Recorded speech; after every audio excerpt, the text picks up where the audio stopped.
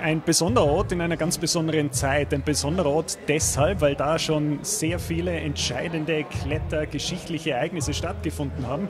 Und eine besondere Zeit, weil, wie wir alle wissen, zum ersten Mal wieder Wettkampf geklettert wird. Der Weltcup hat noch Pause, deshalb hat die Austrian Climbing Summer Series losgelegt. Das sind 3 Nationen, Deutschland, Schweiz und Österreich, die sich jetzt hier die Entscheidung in den nächsten Wochen ausklettern. Und dieser spezielle Ort Innsbruck, der hat es nicht nur Indoor im Wettkampf Klettern auf sich mit den Weltmeisterschaften vor 2 Jahren oder den Europameisterschaften die Jahren zuvor, sondern es gibt auch echte Juwele Outdoor. Und bevor wir jetzt hier Wettkampfluft schnuppern und ins Semifinale der Männer starten, schauen wir ins Ötztal mit Babsi Zangerl und sie stellt uns eine ganz spezielle Route vor.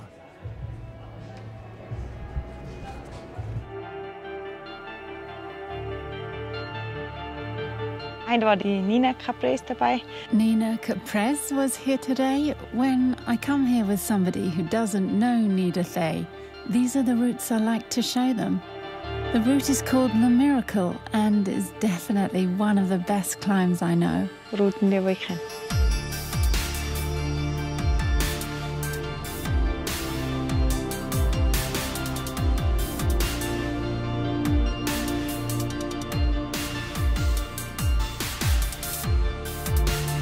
Nina loved the route. She didn't expect to find a crack like this in Niedersee.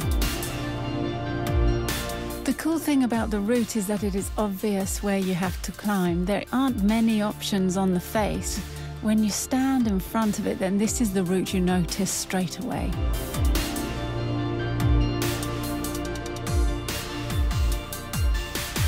The route is not too hard, so I climb it almost every time I'm in Niedersee.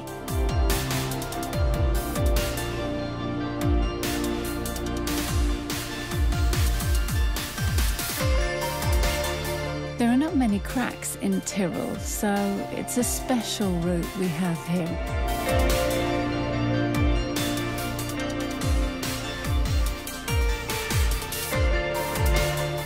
Climbing, everyone is looking for that route where you think, I want to go back again and again to try it. I want to spend lots of time and energy on it because the route is so cool.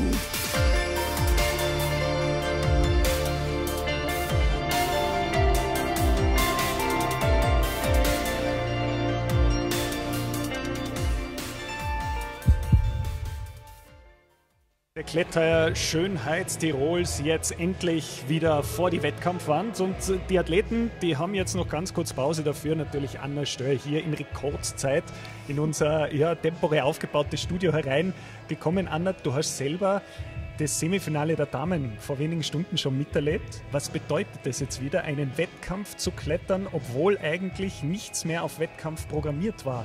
Im Geiste des Athleten. Ja, für die Athletinnen und Athleten ist das jetzt wirklich eine super Chance, sich international zu messen und endlich wieder Wettkampfluft zu schnuppern. Das ist nämlich das einhellige Statement, das da durch die ganze Kletterhalle geht. Endlich dürfen wir wieder klettern. Das sagt auch Heiko Wilhelm, der CEO des österreichischen Kletterverbands. Ja, also es war jetzt einmal extrem spannend, endlich wieder einmal die Athletinnen und Athleten bei einem Wettkampf zu sehen. Bei vielen hat man die Wettkampfanspannung sichtlich gemerkt. Das kann sich natürlich positiv auswirken bei sehr vielen, bei manchen natürlich auch in gewisser Weise negativ. Umso wichtiger einfach, dass wir Wettkämpfe veranstalten, wenngleich auch unter anderen Bedingungen, ohne Zuschauer. Es ist aber wichtig, die Atmosphäre zu schaffen und ist absolut notwendig, um irgendwie am Ball zu bleiben und sich auch langfristig mit der Motivation und mit einem gewissen Etwas dabei.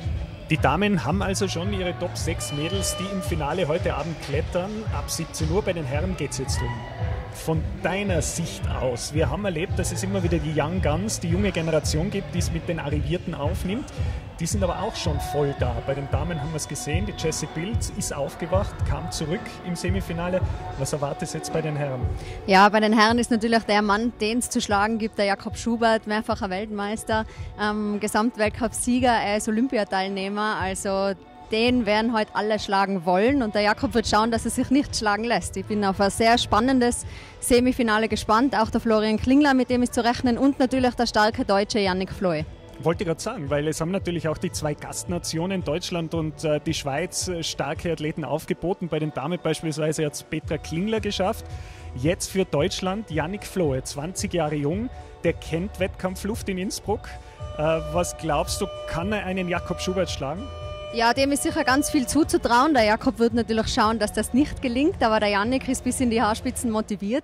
Und ja, es wird sicher ein spannendes Duell. Wer auch nicht zu vergessen ist, der Schweizer Weltcupsieger Sascha Lehmann startet zwar ein bisschen weiter vorne sozusagen jetzt im Semifinale, aber sie sind hochkarätige Athleten im Feld und auch die jungen Österreicher, auf die bin ich auch gespannt. Und es ist wahnsinnig spannend, weil die Wand schaut ja auf der ganzen Welt ähnlich aus, aber der Blick hinaus, der ist neu für die Athleten. Da sitzen nur die Betreuer und vielleicht einige Corona-Geschulten, die schauen, dass die Sicherheitsstände eingehalten werden. Die Wettkampfstimmung, die lässt allerdings schon wieder Weltcup-Flair zu. Ich hoffe, ich habe nicht zu viel versprochen. Wir steigen jetzt einfach direkt hinein ins Semifinale der Männer und wir suchen die besten 6 fürs heutige Finale.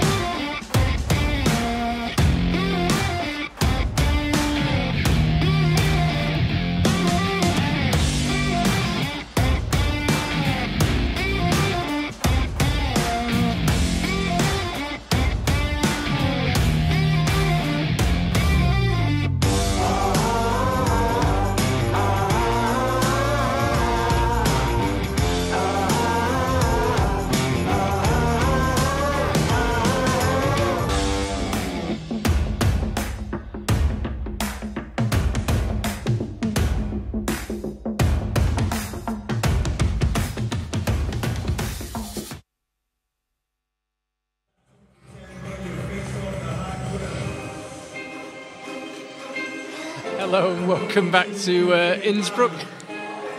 Men's semi-final here. Already back in the swing of competitions. Charlie Bosco here with the Austrian legend Anna Sturr next to me, who's just been out the front. For the German speakers amongst you will have already heard a little bit from Anna. From everyone else, she's here in English for the rest of this semi-final. Yes, hello everybody. I apologize for all my mistakes already in advance. I'm keeping a pretty long list. Yeah, Charlie will keep me updated. No, I'm really delighted to be here. Happy to be back watching a climbing competition. On the live stream, it actually looks as if it's just a normal comp, right? Yeah, I look at my screen and it looks normal, and then I look above the screen and it doesn't look normal at all. This is, of course, the first climbing competition that I'm aware of in the post-corona era, or post-lockdown era. I suppose we're still in the corona era. Yeah. But we had the women's semi-final this morning, and now it's time for the men's. World Cup rules, 20 climbers coming in reverse order of how they qualified. Some young up-and-comer called Jakob Schubert ended up first in the qualifiers, so he'll be out last. Looking forward to seeing him. I think if he sticks with climbing, he's got a future in it.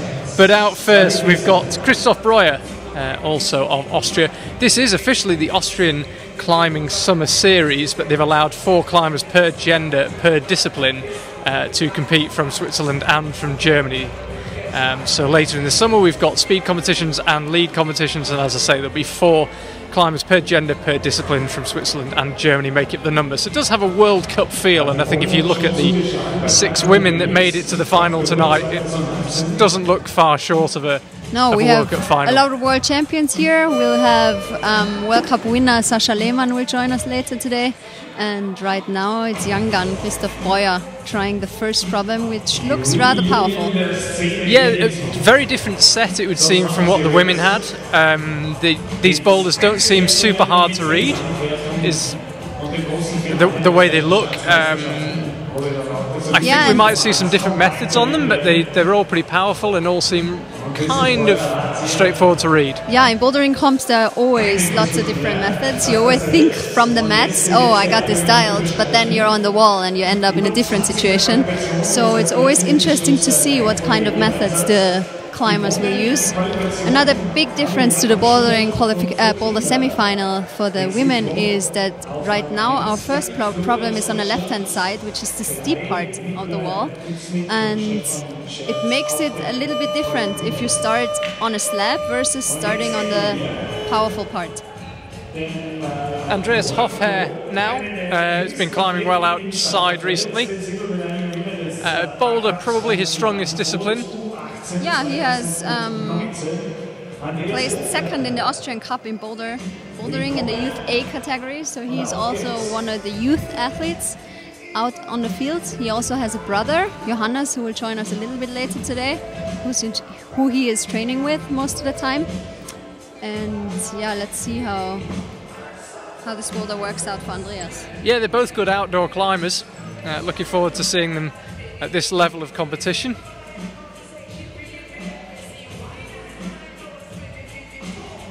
And as you can see, no gimmies on the first boulder, straight into the difficulty.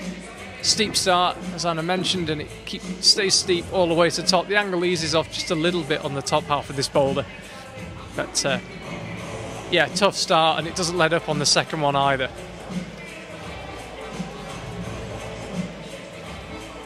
Yeah, Andreas is one of the climbers who climbs a lot outside. So once the restrictions in Austria were eased, he found his way to the rocks. He's training with Mark Ammann in Vorarlberg. He is also a former athlete of the Austrian team, and he used to be the speed coach of the national team. Right now he is training the young guns in Vorarlberg, so a big shout out to him, and we can see a lot of climbers from his team coming through to the national team as well. Yeah, of course, we'll be over in the Vorarlberg in early August for the lead competitions in Imst, the famous wall that's not been in World Cup action since 2016, but we will be back there in just a couple of weeks' time. Yeah, in August we'll have the lead action in Imst. Right now Andreas has a little bit of difficulties with this first move, sticking the first move. That's a very bad squadra volume. Maybe some of you know this one. It's not the one with the juggy part. This is actually the very bad one. That's why Andreas brushes the chalk off, because it's important to have that little bit of friction. All friction you can get, you want to have in this volume here. I mentioned it earlier, we had the women's semi-final this morning, and the route setters, oh, as he sticks that first move, I'll resume in just a second, could be about to claim a zone here. Nicely done. Another burly move up, and right now onto a tiny crimp. Well, first zone secured anyway. Yeah, I think the route setter's got the level pretty spot on today. Yeah, I would say for the women the semi-final was ideal. Yeah. 4 women advanced with 3 women, excuse me, advanced with 4 boulders into the final.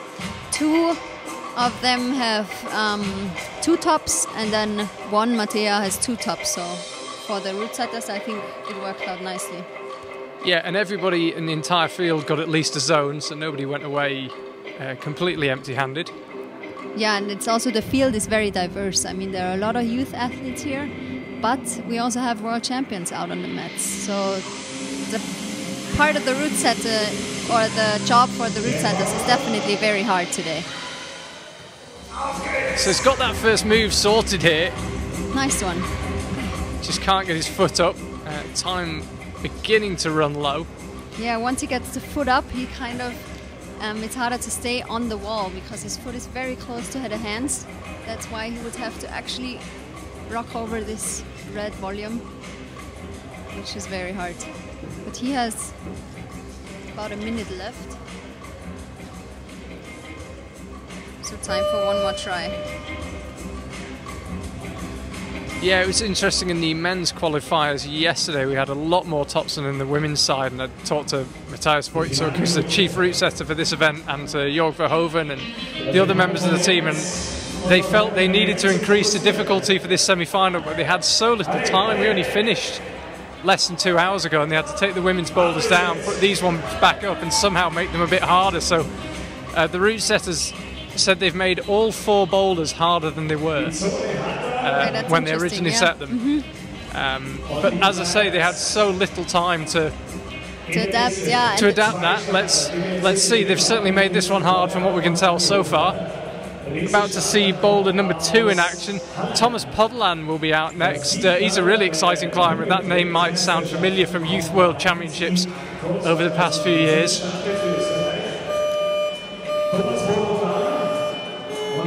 Really determined style. Yeah, the 2 17-year-olds are out right now, Christoph and Thomas. They're both 17, both Youth A category.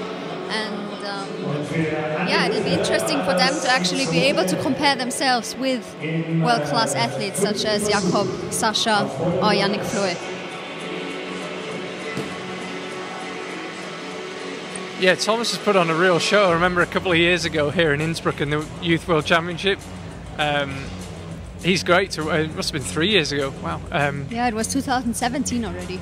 Innsbruck has a long tradition of holding or organizing competitions, which is cool because I think it's an amazing venue, and if you were Austrian, obviously it's very special to compete in front of your home crowd. Yeah, he certainly always puts on a show. He's got no problem with that first move. Christoph Breuer's on number 2. Again, pretty physical boulder.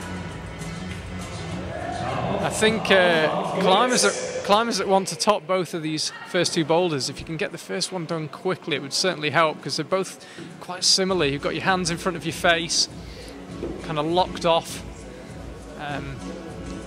Yeah, the first one requires some stemming skills or mental and stemming off the zone. Both definitely powerful problems.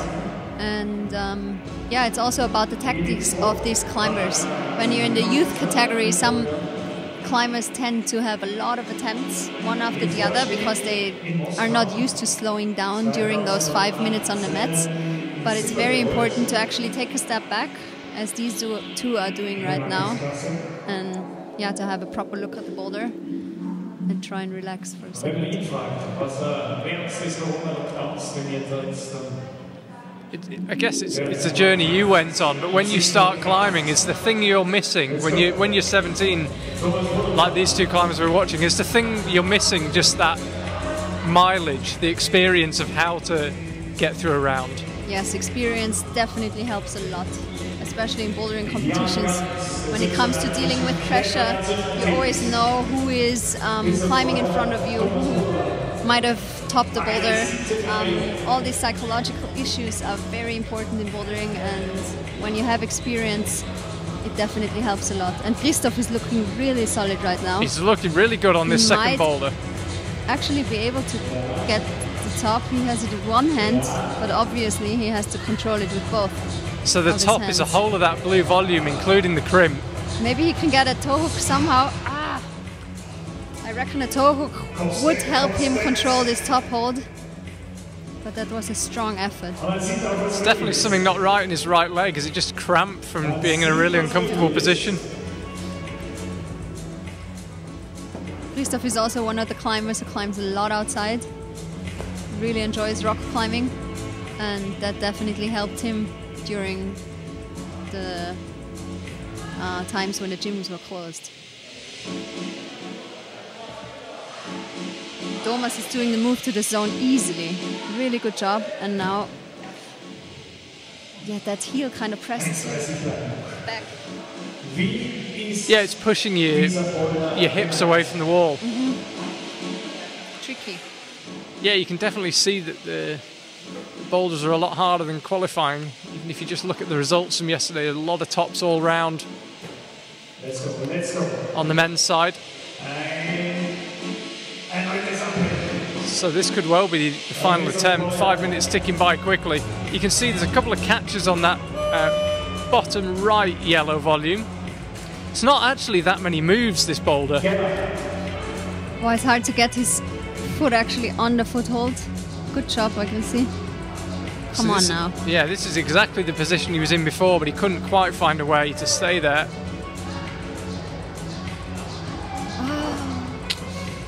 bad. But looked really good at first. But the time is ticking away. It's not that big, the hold they're going for, that white hold. But I believe that it might be a good idea, I mean. To go quickly? Yeah, it's always, in bouldering comps, it's always good if you have a lot of methods in your bag, so to speak. And yeah, Thomas just tried another method now, and maybe he thinks that it might work. He's going fast again. Shakes his head as if to say, don't know what that was all about. David Zinsler now, also of Austria. I said we've got German and Swiss climbers here. We haven't seen any of them yet in this men's semi-final, but they will be coming out later. Christoph Schweiger will be the first non-Austrian out. He'll be the 10th climber from Germany, and his compatriot Philip Martin will follow him. And then further down the order, we've got Max Kleersattel and Yannick Floe, a year on or so from his World Championship podium.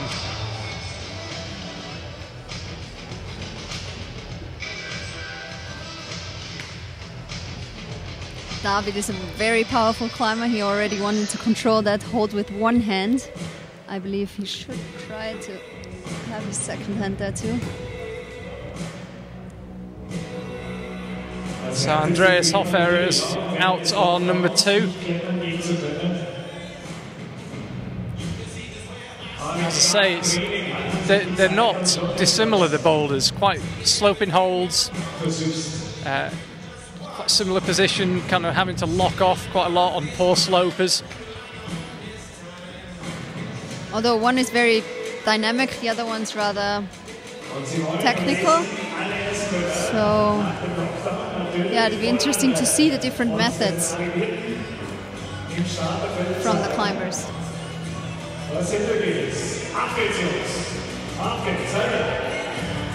This is the angle we want. You can see where he's going for, and you can see on that yellow volume the 2 tiny holes are mentioned. So ideally you want to get your foot on the right one, the one closest to the bottom of the screen, and then hand on the left-hand one.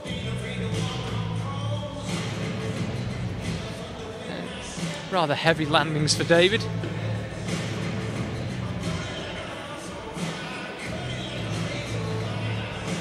Remember, we do have the final for this event, the men's final this evening, and the women's final. It's a full day here in the Sillside Sport Complex in Innsbruck. We're actually in the same complex as the famous Kletterzentrum, just on the other side of it. So not much of a commute for most of these climbers. We're actually in the athletics arena. The Climbing Federation has a deal with the Athletics Federation, which is quite cool. We were able to have this wall in the athletics arena, and that's just behind the Kletterzentrum. So the climbers can warm up at the KI and then make their way into this venue. It's certainly the only competition I've been to where there's a pole vault thing in front of the wall. I don't know what the technical term is. Tower. But yeah, as we mentioned at the top of the programme, got a very different feel of competition these days. You'll see that certain rules are having to be abided by, including the brushes. Each climber has their own brush that they take with them to every boulder. We don't have brushes during this coronavirus time. Officials often wearing masks as well, social distancing being observed in the crowd, warm-up areas being managed differently. It may look the same on the live stream, but I can assure you it feels very different here in the arena. Yeah, and I think what the climbers will miss most is definitely the crowd. I mean, at the World Cup, you can imagine you have 5,000 people behind you, you're on the mat, and you can feel that energy. And that might give you that little bit of extra motivation to get up to the top. So even though we have a speaker here also for the athletes, we have music, but the crowd is definitely missing, and it'll be interesting to see what the climbers say about this different circumstance. That beat there just to signify there's 1 minute left of the 5-minute rotation. We haven't had any clock issues, which is always a nice surprise. Long may it last. It's true. Yeah, now Andy Might manage to get the zone. Looks promising. He should control it though. Yeah. Maybe he was a little bit stressed out by the time, because we could hear the 1 minute beep already. He might give it another shot, but David, I think, might have just cut a finger. Yeah. You're not allowed to bleed on the boulders, remember? That was the rule long before coronavirus. And I think he just cut his forearm. So I'll have to go and get that patch back up before the next boulder. He's got 5 minutes. And the second of the Hofherr brothers, Johannes, comes out now again. You mentioned it earlier, very strong outdoor climber. Good in both boulder and lead. Already climbed an 8C plus sport climb outside. So he really likes the rocks. And he was 10th at the 8th, excuse me, at the World Youth Championship combined in Arco last year. Definitely one of the up-and-coming stars from the Austrian team. This is our first look at number 3 as well. It's a slight change of style. You can see the climbers get bunched up, they get tight in that starting position, and then they've got to unleash and go up to the zone. Yeah, the third boulder is on the more vertical part of the wall. The further we go right, the more vertical it gets. The steep part is on the left-hand side, where Thomas is right now, trying to get the zone. With the right hand now. Yeah, changing methods again. Now he found out that he has to actually use it with the left hand. Good choice. And I reckon it's tricky getting the foot up there. I'm sure I would have huge problems, because you have to be really flexible in your hip in order to get your foot that high.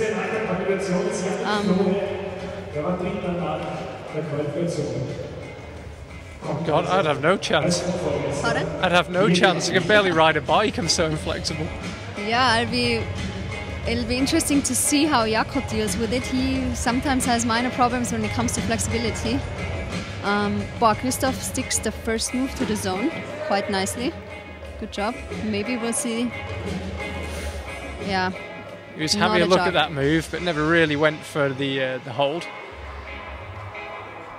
Your feet will then go out left if you get that move done, and they land on that enormous shiny volume you can see right above him. So Thomas Podlamp pulls back on for another look at this one. You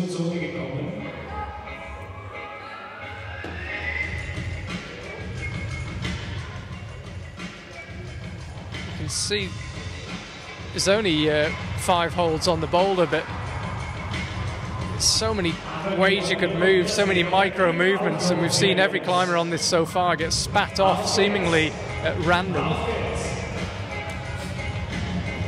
Yeah, somehow he really doesn't like to lean over that right-hand palm volume there. Somehow he wants to go up with the right hand. Christoph can't repeat that move up to the zone. It's a tricky one. You've got to get the timing right, and you've got to be really accurate as well. And of course it's a brutal start. I mean, you have to remember, if you come out to the first boulder and you have struggles with the first move, it's very hard to keep your head in the game. And it's a good training for these young athletes to actually forget about the first one in case it doesn't work out, and concentrate solemnly on the boulder that is before or in front of you. So he got himself established on that zone, but he can't seem to move from there. You can see 1 minute 30 left on this rotation. Thomas trying something completely different. But he's an athlete who tries various methods. I'm impressed by that, because some always stick to the same one. Of course, it's important to have various methods in your head, although at some point you have to decide, you have to go for one. Yeah, he's trying different ways. 1 minute left now. Thomas Podolon got in this position that must now feel quite familiar, and those holds aren't getting any better. Yes, that's the way. Come on. doesn't like that upper part of the boulder. The first part looked really solid.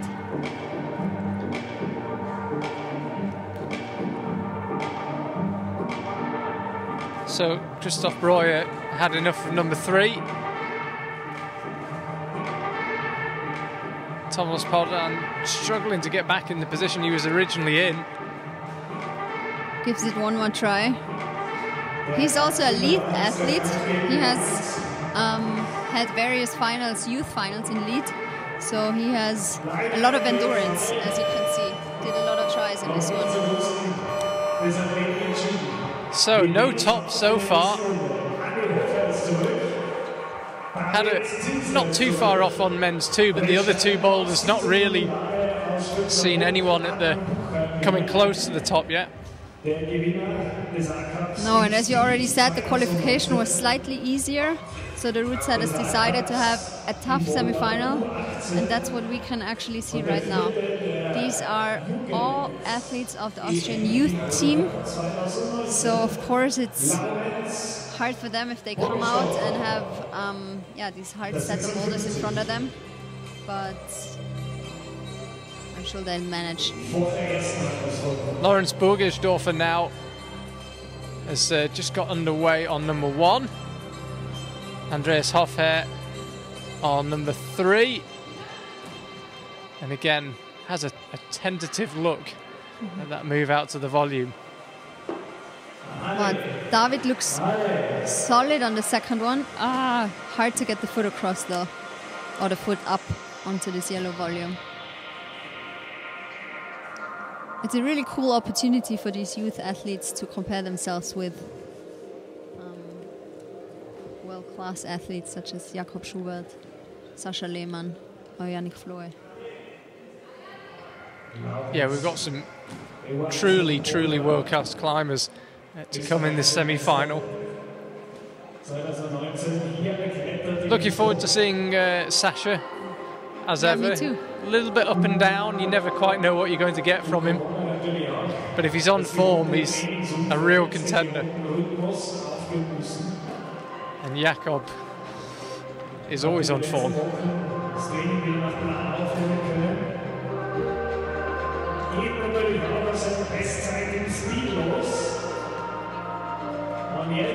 Got to be careful with those signs.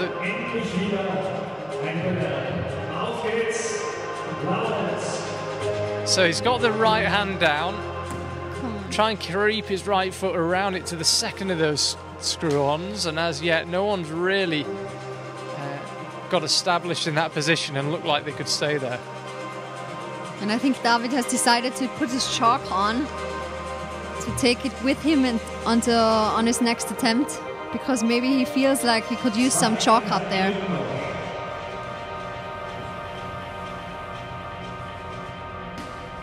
This is a tough round so far. No tops. A few zones. Most climbers getting the zone on most boulders. But as yet, no one topping anything. Yeah, but I guess we're used to that from the beginning of a semi-final. Yeah. As you know, towards the end of the field, tops will definitely happen, and it always seems as if the boulders might be too hard, but then at the end you have to, only 6 climbers will advance to the finals, so it's important to have a hard set of boulders in order to divide all these athletes.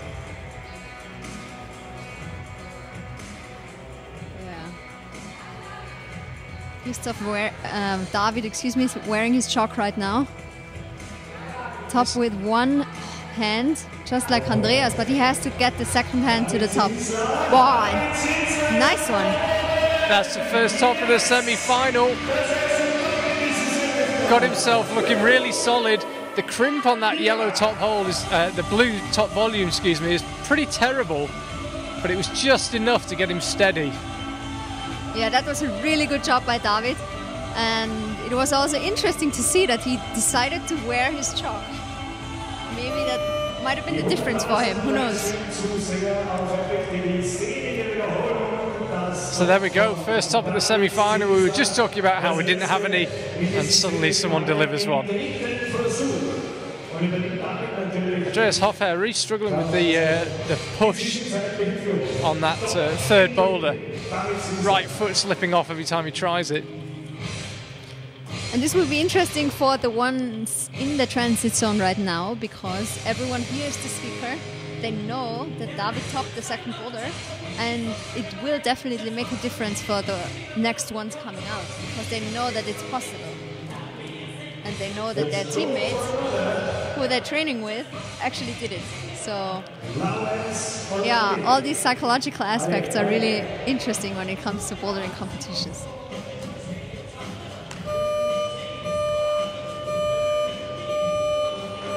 There's a man with a tough job today. The speaker for the arena. I mean, there's no crowd to get, no crowd to feed off. That's true. But the speaker in here is Florian Rudig. He has always been the speaker in Innsbruck, and yeah, he's a professional. I think he does his job just as well as if there were 5,000 people behind him. Even if, of course, there are empty seats, a lot of them. Yeah, if he sounds familiar, we hear him in Munich as well for the World Cup there.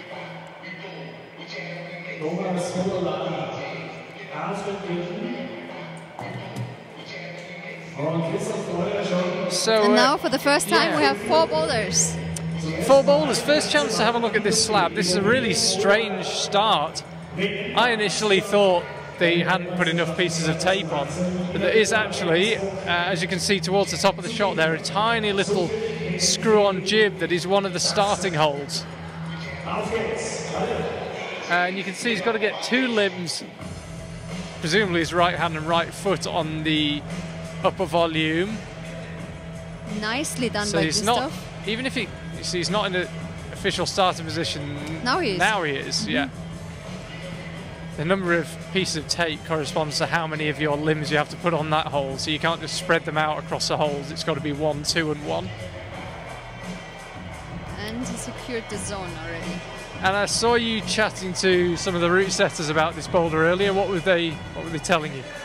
Yeah, they said that this is definitely the trickiest to read from the whole set right now. It's hard to get into the starting position, then you have to get over to the zone and then back down again while trying to get over to the top hold. So this is definitely a tricky one, and we'll see if the climbers will succeed. Yeah, Johannes Hoffer, we just saw there getting a bit frustrated on number 2. I think that could be something we see a lot today. Yeah, the problem is, as I mentioned before, that he knows that David climbed it. So he knows that he should definitely do it as well. And that's the tricky part sometimes when you're out on the mats. You shouldn't think about the performance of other athletes. Or at least for me, that was always important, to just focus on myself and try to tackle the boulder. But it's easier said than done sometimes.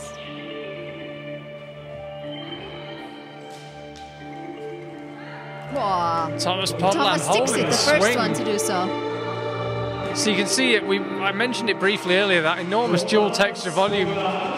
So the top part, the shiny part, is useless, but you can use the underside of it for toe hooks. Is he just going to ignore it? No, he is going to use the toe hook. Looked like he couldn't quite decide what method to use. Yeah, it's important. Of course, every climber looks at the climb beforehand and has a plan in his mind. But then sometimes you find yourself in a position where you feel like, oh, this doesn't feel as stable as I would like it to feel. And then you change plans. But sometimes it definitely is important to just go for it in bouldering, to be courageous enough to make the move. Wow, and now Johannes has the top with one hand, and maybe... This looks really good. If he can match those feet, presumably you get in a much more solid position. You can see him shaking, though, from the effort of just staying there. Yeah, you can see that it's hard. It's hard to actually stay on the wall. Nice. A tenuous top, but they all count. He's on the board. Nice one.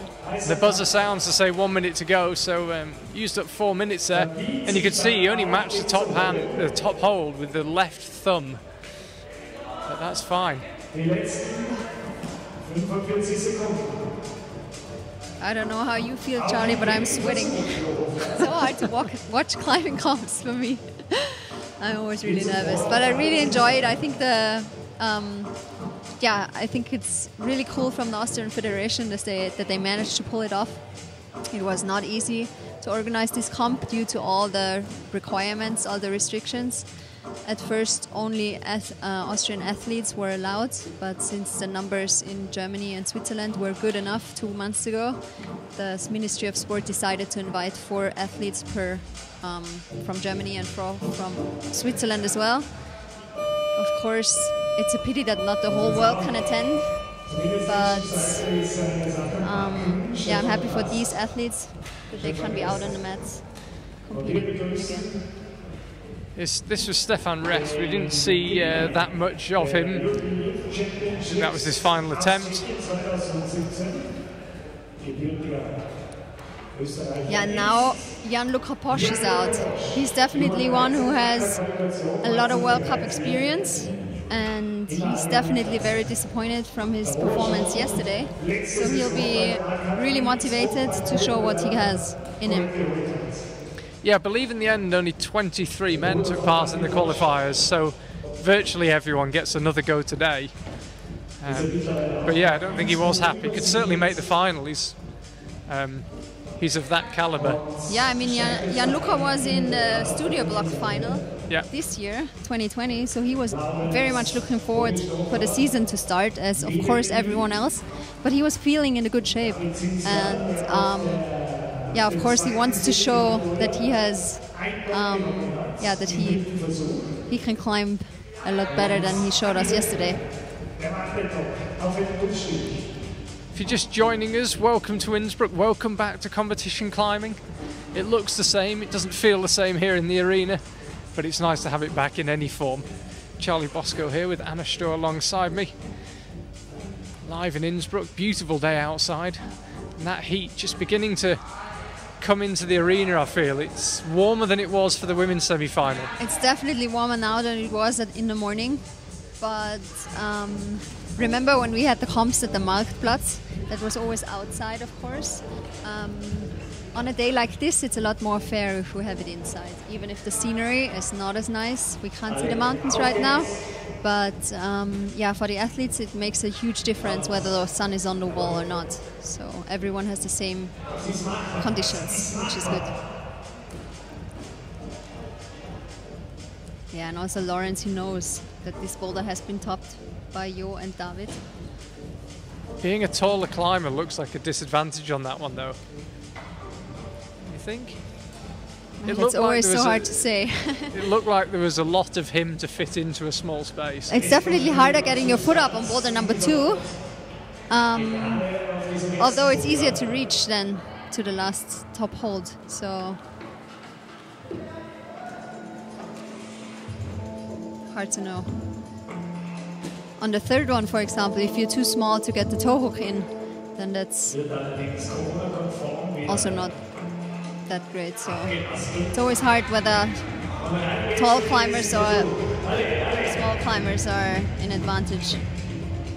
Yanni is struggling on the first one, but he has 2 minutes to go, so it should be easily enough time for him.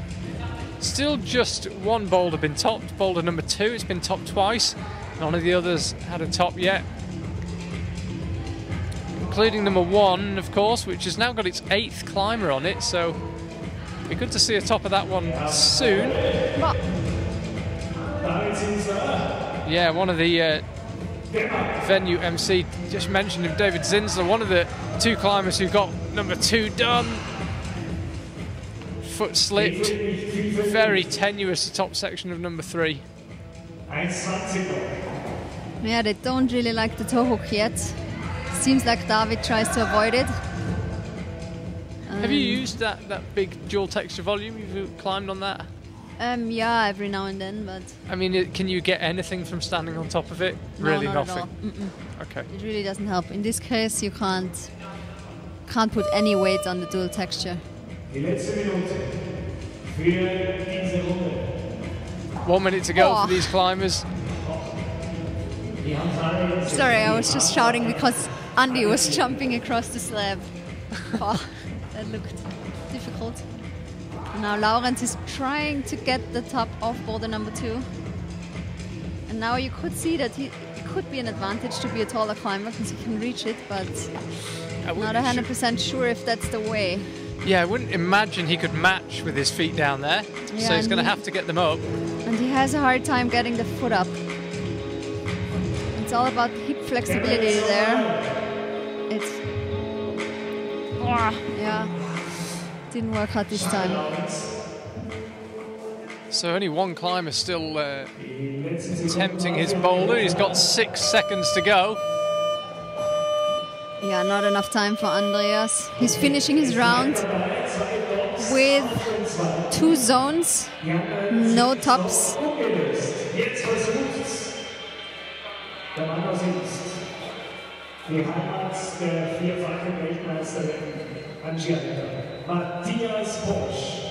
Matthias Posch now, the second of the Posches. They're not related though. Sorry? They're not related though. No, they're just from the same region. Yeah. And yeah, in Austria, if you're from the same valley, can happen that you have the same last name. Yeah, Quite you regularly, but you don't have the same relatives. You hear the same surnames a lot around Innsbruck. Yeah, I mean, it's a small town in the end. It's not Chongqing. But that also makes it nice to live here, in my opinion. It depends what you like. And now Matthias, wow, and he can crimp hard. But he didn't get to the crimp, that's a pity. If he would get to that last white crimp, I would bet that he can get the top. Because he's from Imst, as Charlie already mentioned, and Imst is their region where they can crimp like the Italians, I would say. And now Stefan is trying to crimp the top, and he does. Nice one. Good job. Third top of that second boulder.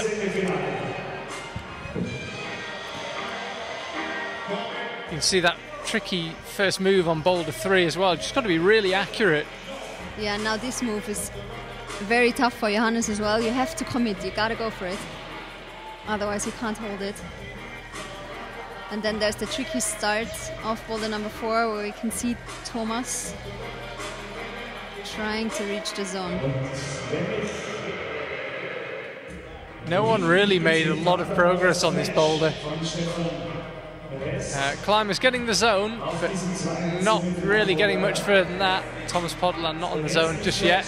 And now Matthias he's looking strong. Let's see if that first attempt already... he already used some of his power, I guess. It'll be important to take a rest, take some time, because the first one is extremely powerful. And if you make too many attempts, it'll just be hard. This is how they stand right now.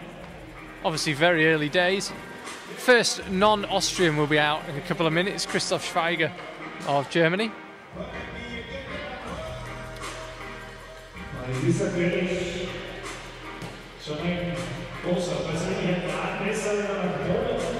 Thomas Podland looking at the zone. Oh, manages to catch himself nicely with the left foot. Roll across to the zone. Nice one. Now change feet and go back down. Come on, Thomas. On the slab, it's always very stressful if you know that the time's ticking away. Because you have to take your time. Yeah, he's got 45 seconds left. Exactly. That's why it's so important to take your time on the slab, but kind of hurry up at the same time, which is weird. He's done really well but there. It looks promising, yeah. And he has plenty of time. Nice. 30 seconds, easily. Top for Thomas. Boulder 4 sees the top, so now 2 of them have been topped. Yeah, and I'm sure that all the boulders will see a top today.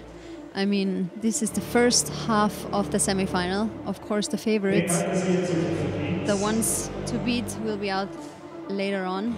And yeah, so all these boulders are definitely doable. And Thomas did a really good job there. Nice.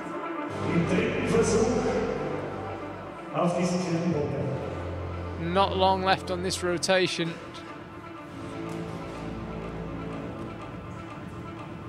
Time running out. You don't need long to do men's number 1. No, but just you need a lot of energy. You got to be self-confident enough to know that if you have 30 seconds, you can still top the boulder. Not so easy. It's also about tactics in bouldering. Come on now. Matthias rested quite well. That's a hard move.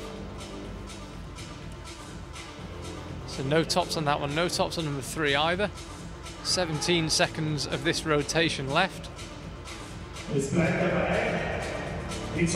Not this time. So Christoph Schweiger, the 10th climber out, qualified 11th yesterday.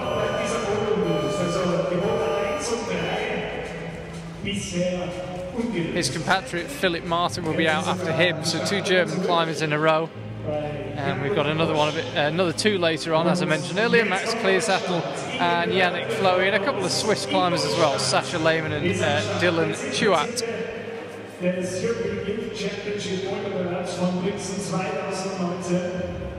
So we mentioned it earlier, first thing he does is comes out and brushes the holds. Remember, there are no brushers, you do your own brushing here. And you keep the same brush all the way through the rotation, and then you give it back, it gets disinfected and given to someone else. This is the modern world. Not an easy start at men's 4. Well, and Jan-Luca is already close to the top on men's 2. Of course, he's also aware that a lot of people top this one, so he has to get a top if he wants to be at the top of the game. Come on, oh. He slips. Yeah, now the first German athlete is out, Christoph Schweiger. Wow, that was powerful, okay. Will we see the first top? Yeah, no problem at all going up to the crimp, no problem at all to top. What a start for the Germans. Well, we've not been watching the whole time, but the MC just said it was a flash of Boulder 1. Impressive, yeah. Really good job from Christoph there. He has 3 World Cup starts so far. Twice in Munich and once in Hachioji. So he knows what World Cup level feels like. And yeah, it was a flash. Amazing stuff. David now on number 4. It's been topped by Thomas Podlan.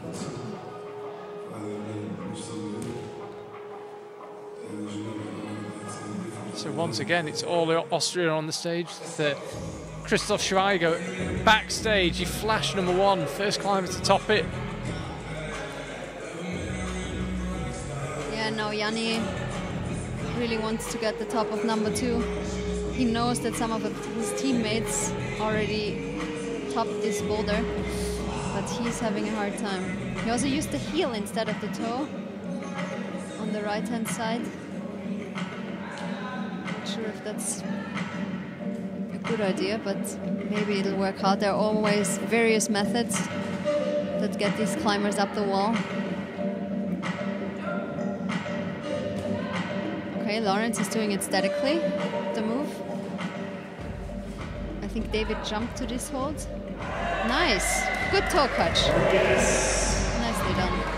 And now he could... Looked like quite a painful slip on that third boulder. Yeah. Bit of skin lost. Yeah, and skin is an important issue in bouldering competitions for sure. If you climb in qualification, semi-final and final towards the end, because these volumes are always brand new, it definitely is tough on your skin, and sometimes it depends on that skin. And Yanni is solving it with the heel. Nice one. Proved me wrong. Another top on number 2.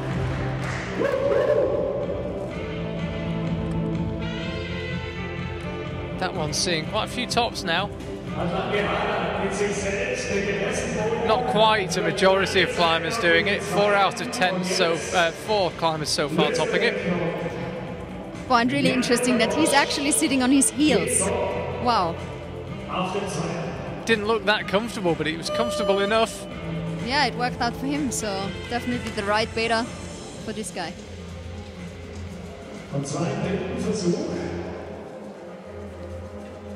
So just 2 climbers left on the mat, and then at the end of this rotation we're into the top half of the qualifiers. So Philip Martin out first, and Georg Palmer, Sasha Lehmann, names that will be familiar, I'm sure, to regular IFSC viewers. Both climbers just beginning to look a little tired here.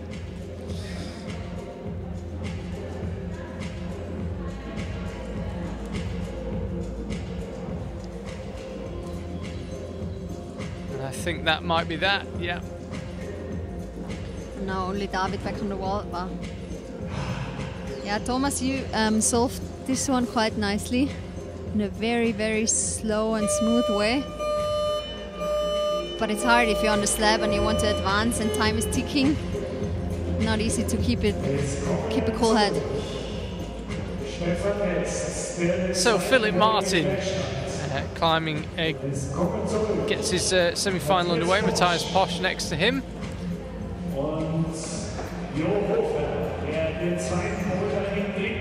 Yes, the second German out on the mats. He was 23rd in Chamonix in the Lead World Cup. So now he's on the bouldering mats. But nowadays the youth athletes or the younger athletes, they're all used to doing various disciplines. This is a big change because back in the days there were usually only boulderers or lead climbers. Now with the Olympic combined format, the climbers are usually very talented in all different kinds of discipline, and yeah, it's cool to see. Wow. No problems getting to the zone, but now that's the decisive move. Those 2 German climbers have absolutely cruised this boulder, and he's getting himself set up now, I think, for another flash. Yep, flash of number 1 for Schweiger Christoph. Martin. 2 German climbers really cruising that first boulder. Yeah, and you know, it is possible that Philip knew that Christoph topped it. He knows he's my teammate, I'm the same level, I can do that too. Might have given him some self-confidence. And yeah, so far the Austrians were struggling. But now there's a chance for a top for Matthias Posch, number 2. Good to get a close-up actually, you can see exactly what they're trying to use. There are 2. Ideally you'd put your right hand on the left hand one and then bring your right foot around it, but it's easier said than done. Let's have another look. Both German climbers have just cruised this. No problem at all. Easy as you like. Yeah, good job for Martin Philipp. Nod of his head. I think he's satisfied. Seen that quite a lot. Climbers slipping on number 3 from both right and left foot.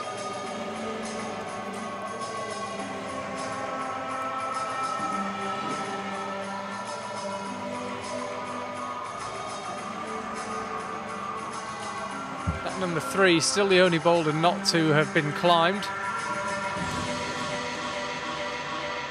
Hannes Hofher trying without success. And now Matthias gives it another go on boulder number 2. His hometown is the same hometown as Angie Aita, 4-time lead world champion. And yeah, also crimp master, just like Matthias. There must be something in the water. I don't know. Maybe, who knows.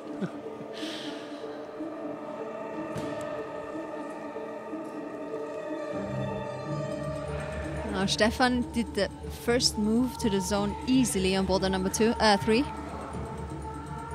Trying to go statically. It might work, this. Yes. Good job. I wasn't how I expected him to do it, but he made it work. Really good stuff. Will we see a top on number 3 now? Come on. Come on, Stefan. Decides not to use the toe hook. That's a good idea. I don't know. If he can bring his heel hook up, then he'll be fine. Oh, he was hanging on with just 2 fingers on that left hand there. I guess the green one before the top is really bad. 1 minute for Matthias. Looks at his fingertips. Maybe he was sliding off slightly. If he could get the foot onto the right foothold, it would put him in a better position, I think. But of course it's harder because it's further away.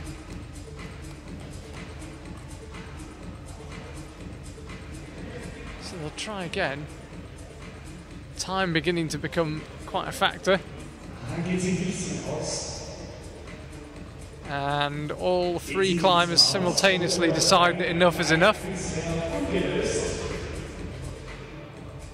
Yeah, Johannes has to leave without a top. Oh, he topped number 2, I'm sorry. Georg Palmer now appears. His semi-final commences. Christoph Schweiger, who we can see here of Team Germany, flash number 1.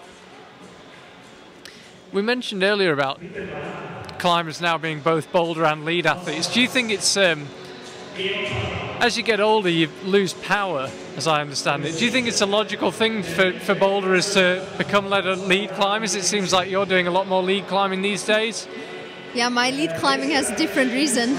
I had a back injury and I can't really boulder anymore. Jumping down is not as ideal for me, but I think that's the cool thing of climbing in general, that our sport is we have so many aspects of it and you can enjoy it in so many ways, which is really cool. And yeah, these young athletes are so talented in all different aspects of climbing, and yeah, that's very, very cool to see.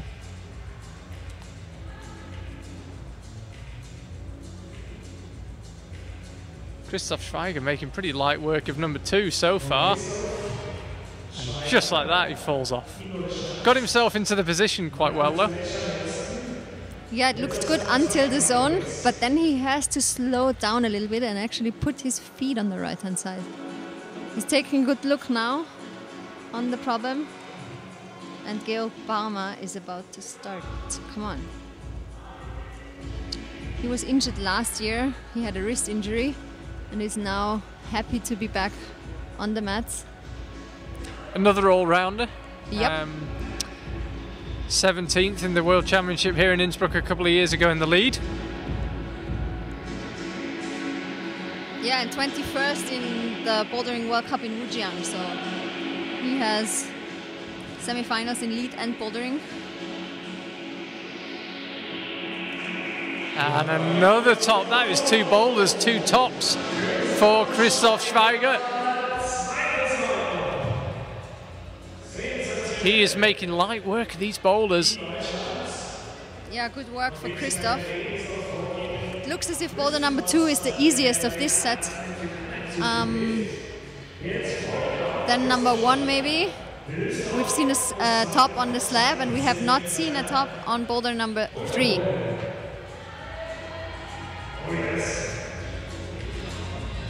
Maybe Yanni can show us how it works. Come on, Yanni. Get your foot up. Oh, he got himself on that top crimp, but he obviously didn't feel comfortable. Tries again. He's crimping hard. Wow, you can.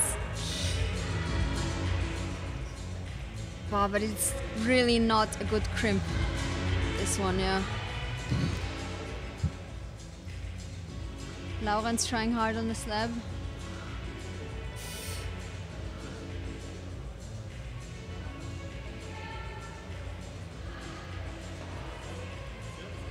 Struggling on that powerful men's number 1.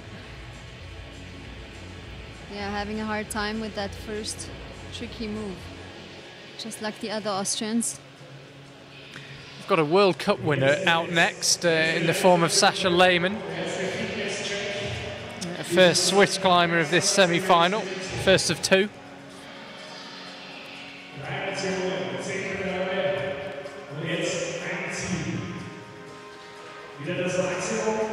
So trying to get into this start position is actually quite a challenge on men's 4.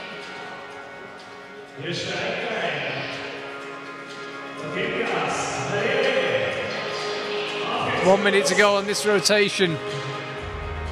Lawrence looking up, lining up that zone. Not quite sure what to do. Ah. That's a tough slab that the route setters built or set here in Innsbruck in the athletics stadium. And Yanni is going again for boulder number 3. Can't get back into that position. Yeah, and only 30 seconds left. Here we'll have one more go. He's also one of the climbers who climbed a lot outside now. He's been training on the rocks and yeah. Of course the gyms were also closed in Austria for a long time. Now they're back open and the climbers can train both in and outdoors again. Philipp Martin out now.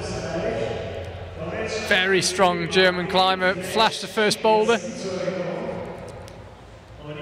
Can he make it 2 from 2 as his compatriot did? Sascha Lehmann, World Cup winner in Vila last year.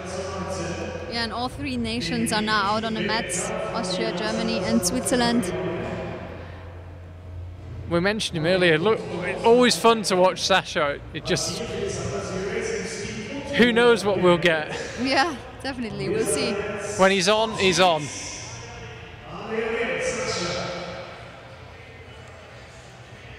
He's the bronze medal winner of the European Championship last year in Edinburgh in lead, but he also placed 4th in bouldering in Chongqing. So he's also one of the talented athletes in all disciplines. The hottest climbing competition I've ever been to that day in Chongqing. It was ridiculous. Yeah, I remember some comps in China, they were always warm enough, let's say. That's why it's usually an advantage if the climbing comps can be held inside. Of course, it's not as beautiful from the scenery. If you think back to the Marktplatz, we can't see the mountains right now, even they're just outside. But for the climbers, it's more fair if they all have the same conditions. Wouldn't be nice if those volumes would be in the sun right now for Stefan. And they won't be, which is good.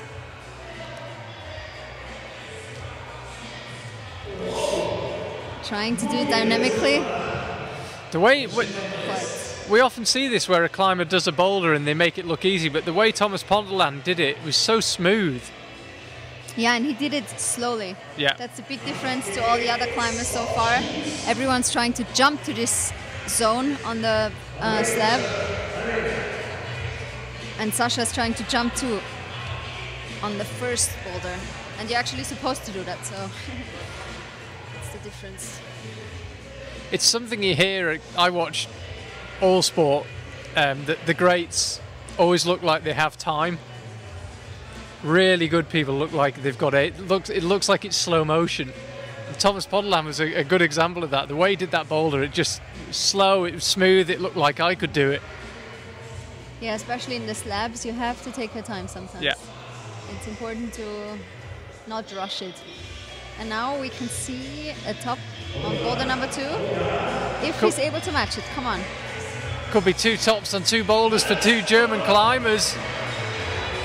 Or whatever Team Germany have been doing during this lockdown coronavirus period, it's been working. And suddenly we've got Stefan Ress making good progress on number 4 as well, like Thomas Ponderland, went slowly. He could be the second climber to top the slab. There's one hand. Can he match it looks it? Yes, very solid. So second top of that boulder. Stefan has 2 tops. He topped boulder number 1, boulder number 2 and the slab. So he can be satisfied so far. Of course, you always want all the tops, but I think it was a good round for him. So good job for the young Stefan Rest.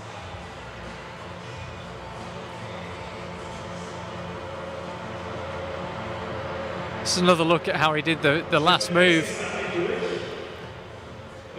He looked really solid, but he just reset. You watch now, he reset with his left foot just to make sure.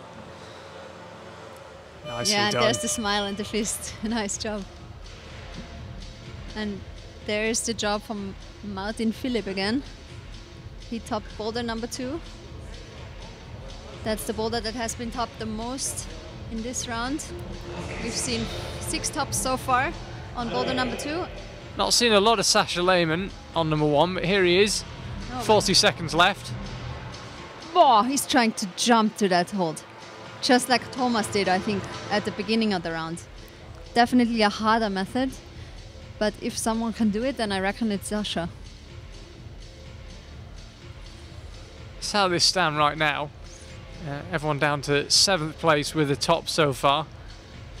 Sasha's only got 15 seconds left and he's already got the zone, so I think he's probably optimistic having another go. Yeah, but the problem is you really have to know when to make tries. That's the problem in bouldering. It can be stressful if you don't do the first boulder, but then if you make too many attempts, that might make you tired for the next couple of boulders. So it's hard to be an athlete. Dylan Chewat now, as we see a freight train going past in the window of the arena. If you're wondering what that is, it's not a light show like we get in Hachioji project mapping or whatever it's called. It is just a train. We're right next to the railway arches here in Innsbruck. Actually, in between the railway arches and the Kletterzentrum. Yes. We're just in the middle. Yeah, so you can easily come here by train, which is nice. The Kletterzentrum is just across the train station. And we are in the athletics stadium. So could it be 3 from 3 now for Christoph Schweiger? He flew up. It took a few attempts on the second boulder. He flew up the first one, got the second one done. What can he do on the third one? He could be the first one to show us the top in boulder number 3, yeah? Yeah. He'd be in an incredibly strong position if he could do it. That's not the right method yet, but he has 5 minutes to try.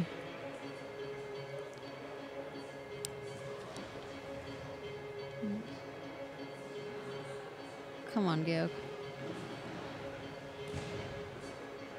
Yeah, these are tiny holds, tiny screw holds where you can put, and he's choosing the same method as Jan-Luca, the heel hook.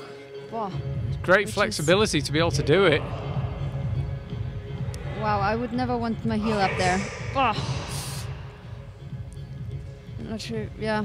I don't know, I mean, Jan-Luca showed us that it's possible with the heel, but from my feeling, the toe is a little bit more stable, maybe. Although, yeah, Jan-Luca already proved me wrong, so both methods work. Can you get a little bit lower on a heel? Maybe? If you can actually sit down on the heel, maybe that... Of course, I mean, it does work. Jan-Luca showed us already, but I believe that the toe is still a little bit easier. And now Dylan, 19 years young, trying to reach the top on boulder number 1. He's got himself set up here. Yeah. Feet cut loose when he went for the zone. They cut loose again when he went for the crimp. And he's claimed a top, or he will have done in just a second. Well, the Austrians don't seem to like this boulder, but everyone else is enjoying it. It's, yeah, and it looks as if Jakob will definitely enjoy it because it's a powerful boulder, and I'd be completely wrong if he doesn't like it, and Florian as well. But the first couple of Austrians didn't really enjoy it that much, that's true. And also Sasha had a hard time on it. Now we could see the first top on boulder number 3, but not, sadly not like this. I guess you have to go with the right hand. Of course, the left hand is extremely small and super bad. We haven't really seen anyone get set for that last move. Not yet, no. Do you know what do you think they should do with their feet? Do they have to keep them low down, or could you heel hook the big purple volume? I believe you have to heel hook, yeah, and then rock over. But the crimp is so bad that it's definitely hard. Yeah. Yeah, for Yanni, it's also a tough situation to be in. He didn't get one top yet, and it's in bouldering. It's sometimes hard to not think about your prior attempts or goes. and try to concentrate on the boulder that is in front of you, even if you're on the last one and you didn't do the 3 before. And now Georg tops the boulder with the toes. 7th person to top that one. Boulder number 2. Right, this will almost certainly be a last attempt with 40 seconds to go. Christoph Schweiger, will he pull back on for another go? No. I can see him collecting his towel. This was Dylan Chewat topping number 1. Yeah, good job there. That was nicely done. Nicely executed the moves by Dylan.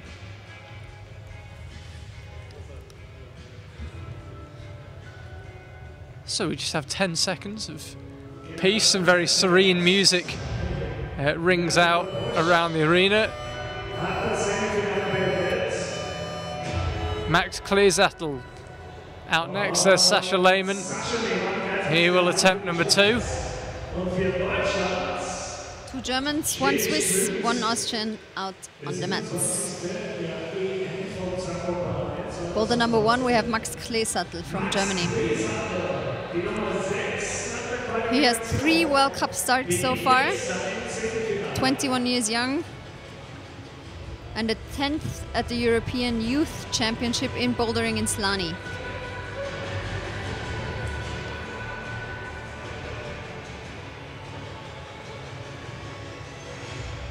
Maybe he likes this powerful style as well. He was already 6th after the qualification round, so we're down to the last 6.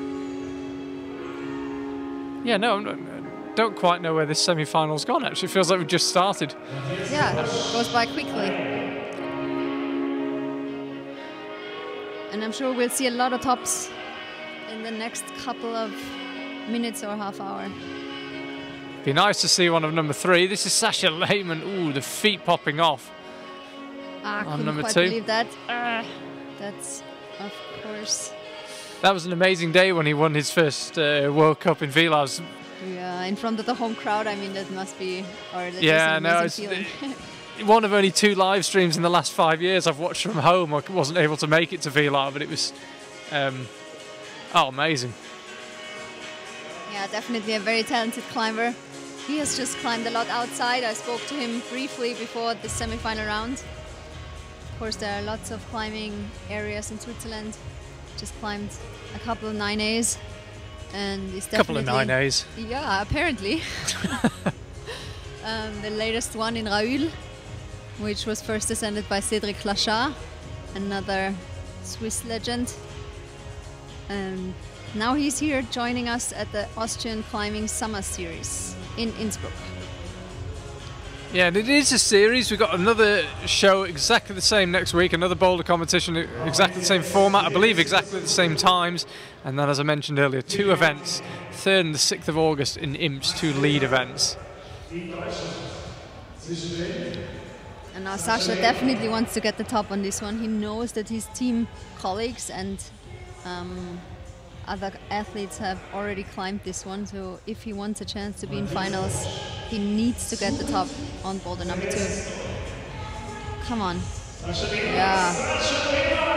I think using his lack of height there in a way, he was able to switch his feet, which some of the taller climbers haven't been able to do because he wasn't quite as compressed. He could and he can move his feet around a bit more. Yeah, that's a relief. I mean, if you come out onto the mats and you climb your first boulder, that gives you self-confidence. And I'm sure he'll be happy now, not yet content enough, not satisfied, but he'll be happy for his first hop and looking forward to doing more. Max Kleesattel there, the highest ranked of the, the second highest ranked behind Yannick Floe of the Germans, but the highest ranked to come out so far. But he can't find a way on number 1. Still no tops on number 3, and I'm just looking at Werner, the official who we just saw briefly there, pointing out something on number 2. He's still on the mats. Is there a screw sticking out? Just Just trying to watch what's going on. Here we go. It's Matthias Wojcik being asked to do something.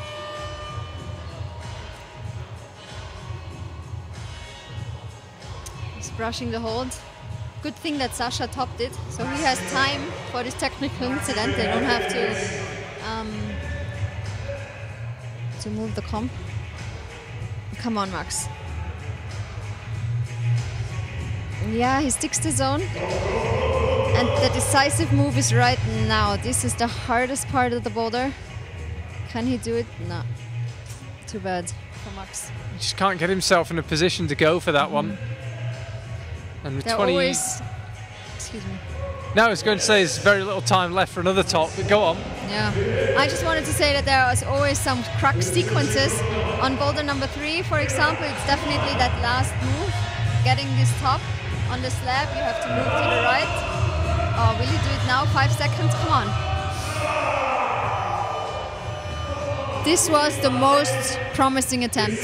Yeah, he looked very solid actually. The heel hook looked good. Crimp looked as comfortable as it could look. But sadly, no top. But good try from Martin Philipp there. Yeah, really good. I think we'll definitely see a top of that boulder. It's just when it'll come. Stefan Rest leading the way, as you saw there, by the way. 2 tops and 4 zones. That is looking quite a good score, actually. Still haven't seen a top on number 3. Won't take long, I'd say. I think we'll see one soon. Stefan Schertz is over on the far left of the wall as we look at it. Just got started on number 1. And now Schweiger Christoph could be the first one to top 3 boulders. He did boulder number 1 and number 2. He could be the first one to have 3 tops at the end of this day. And this is the tricky move. Yeah, going over to the right. So far we've seen slow methods being the most successful ones. And Georg is going for the big bad volume.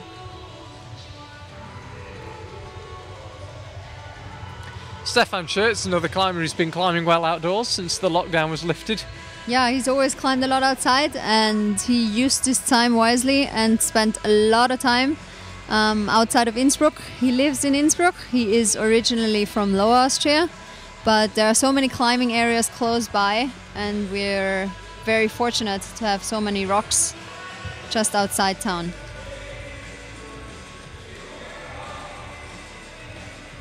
Will he make it slowly this time? Slowly but surely. He went slowly-ish last time, not slowly enough.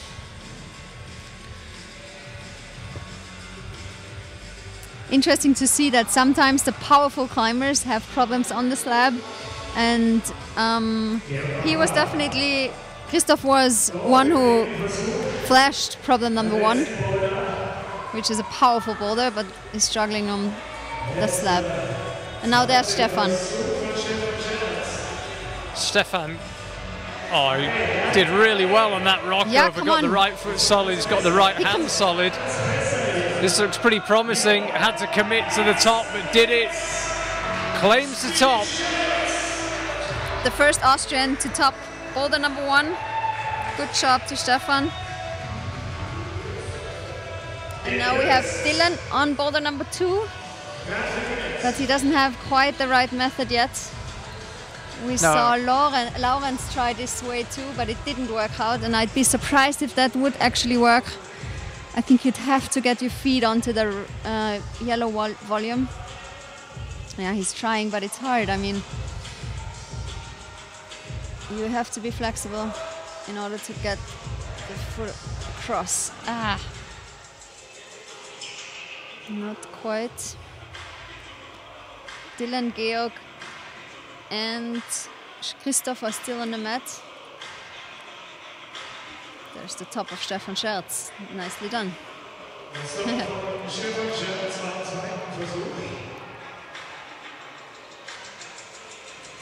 So Christoph Schweiger will now have another look at this move across to the zone.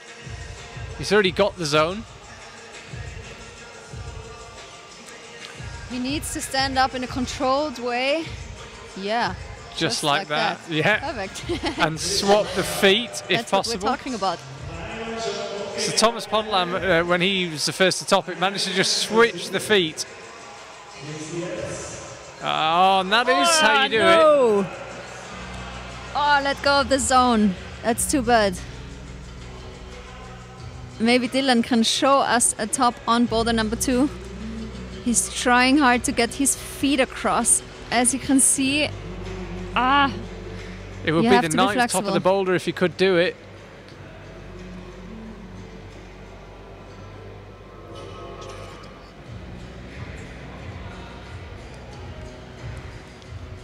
Dylan is latching up.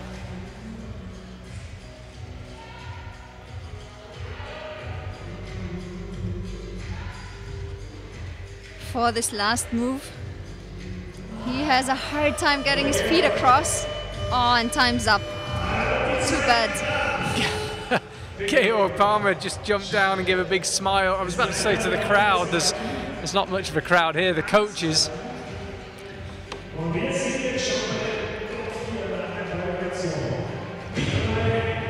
So, Nikolai Uznik out now. Yeah, Nikolai just finished high school and moved to Innsbruck. Hasn't he moved in with Jan-Luca Posch, is that right? Exactly, yeah. And Georg is staying at their flat at the time, so big... the House of Psych. Exactly, the House of Psych, yeah. Nikolai is a very talented climber. He finished 2nd at the European Championship in bouldering in Brixen last year, 3rd at the Youth World Championship in Arco in the combined format, and this year he placed 1st at the Austrian Cup in Graz in bouldering. So he's one to look out for sure. And now Max is trying to get the revenge on boulder number 2. He did not top boulder number 1, but he could do the number 2, and Nikolai tops the first one. Nice. Well, you were just saying what a promising climber he is, and he's got his round off to a good start. This is a bit of a different method. Yeah, now we could see the first climber with 3 tops in this semi-final round. And this is Martin Philipp from Germany. He has topped boulder 1, 2 and 4, and there's the smile. Nice. Yeah, so Philip Martin goes into first place.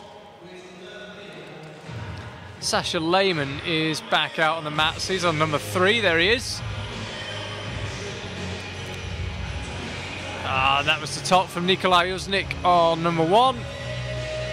Didn't look in much doubt. Bit of strapping on the wrists. Not sure what that's for. Sasha, as it stands, well short on that one. Max Kleesattel, no problem on number 2. 10th top of that boulder. Nice. Yeah, and he did not top number 1, Max, so he needed the top of number 2, that's for sure. And there's the top of the slab, boulder number 4 for Martin Philipp. And the smile of victory. Nice one. And it could be similar to the women's semi-final. If you top 3 boulders, that could be enough. But we don't know yet. But 3 puts you in a nice position, that's for sure. For the women's semi-final, 3 girls advanced with 4 tops, 2 with 3 and 1 with 2. Could be similar for the men. And now Sasha trying boulder number 3. No shortage of commitment. Nah, but it's not his round so far. No. He topped boulder number 2, but he didn't get a top on the first one. That was on number 2. You can see the judge raise her hand. Sasha's brushing the holds, which is important because you don't want any extra chalk on these volumes. It's important to get the best friction you can get. That's why brushing is vital.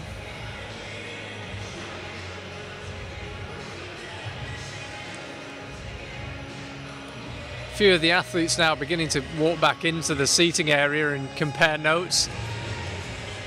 Again, it feels like the difficulty level seems about right. Yeah, it seems as if the route setters really got the right difficulty level of boulders here. We have not seen a top on boulder number 3, but all the other problems have been topped. So this is the chance for Sascha Lehmann to show what he's got. But there's only 35 seconds on the clock. Yeah, and he looks a little bit disappointed. I wonder whether he'll have another go, to be honest, because he really doesn't have much time. Yeah, but he needs to have another go. I mean, he only topped one boulder, and he knows that it's important, so 15 seconds. It would be enough to top it, but there's no more power.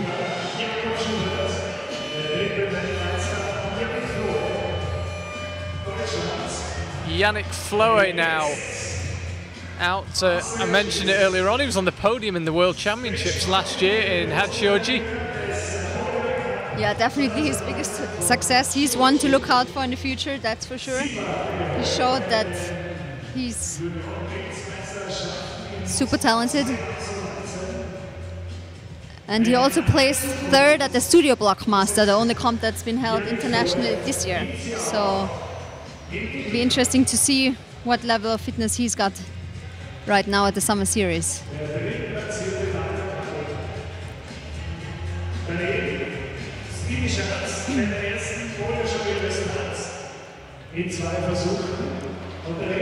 So Germany, Austria and Switzerland are on the mats, and Stefan Scherz is the first one to give it a try on boulder number 2.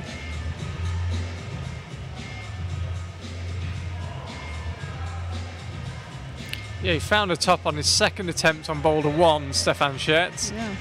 He's part of the youth team. He won the European Championship in bouldering last year, and it looks promising for him. Georg is on the slab and off again. So all 4 climbers still out, no tops on this rotation. We still haven't seen a top of number 3. Dylan Chu out the latest to try his luck.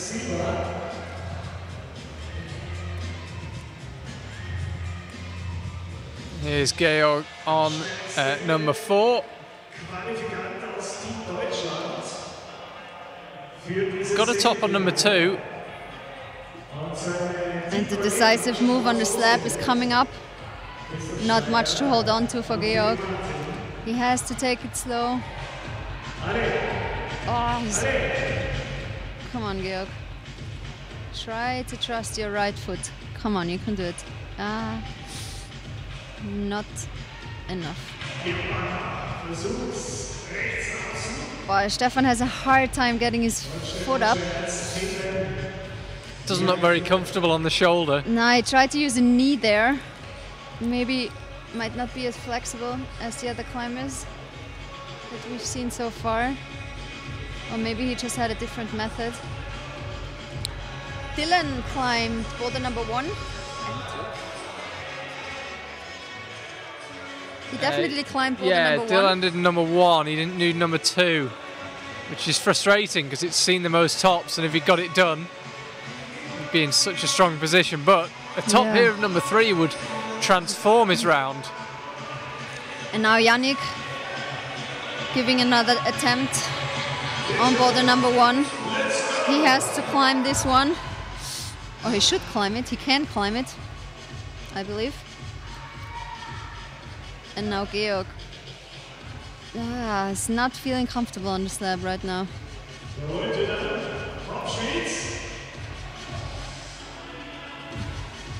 Dylan on boulder number 3 and Stefan on boulder number 2. Both of these men did boulder number 1.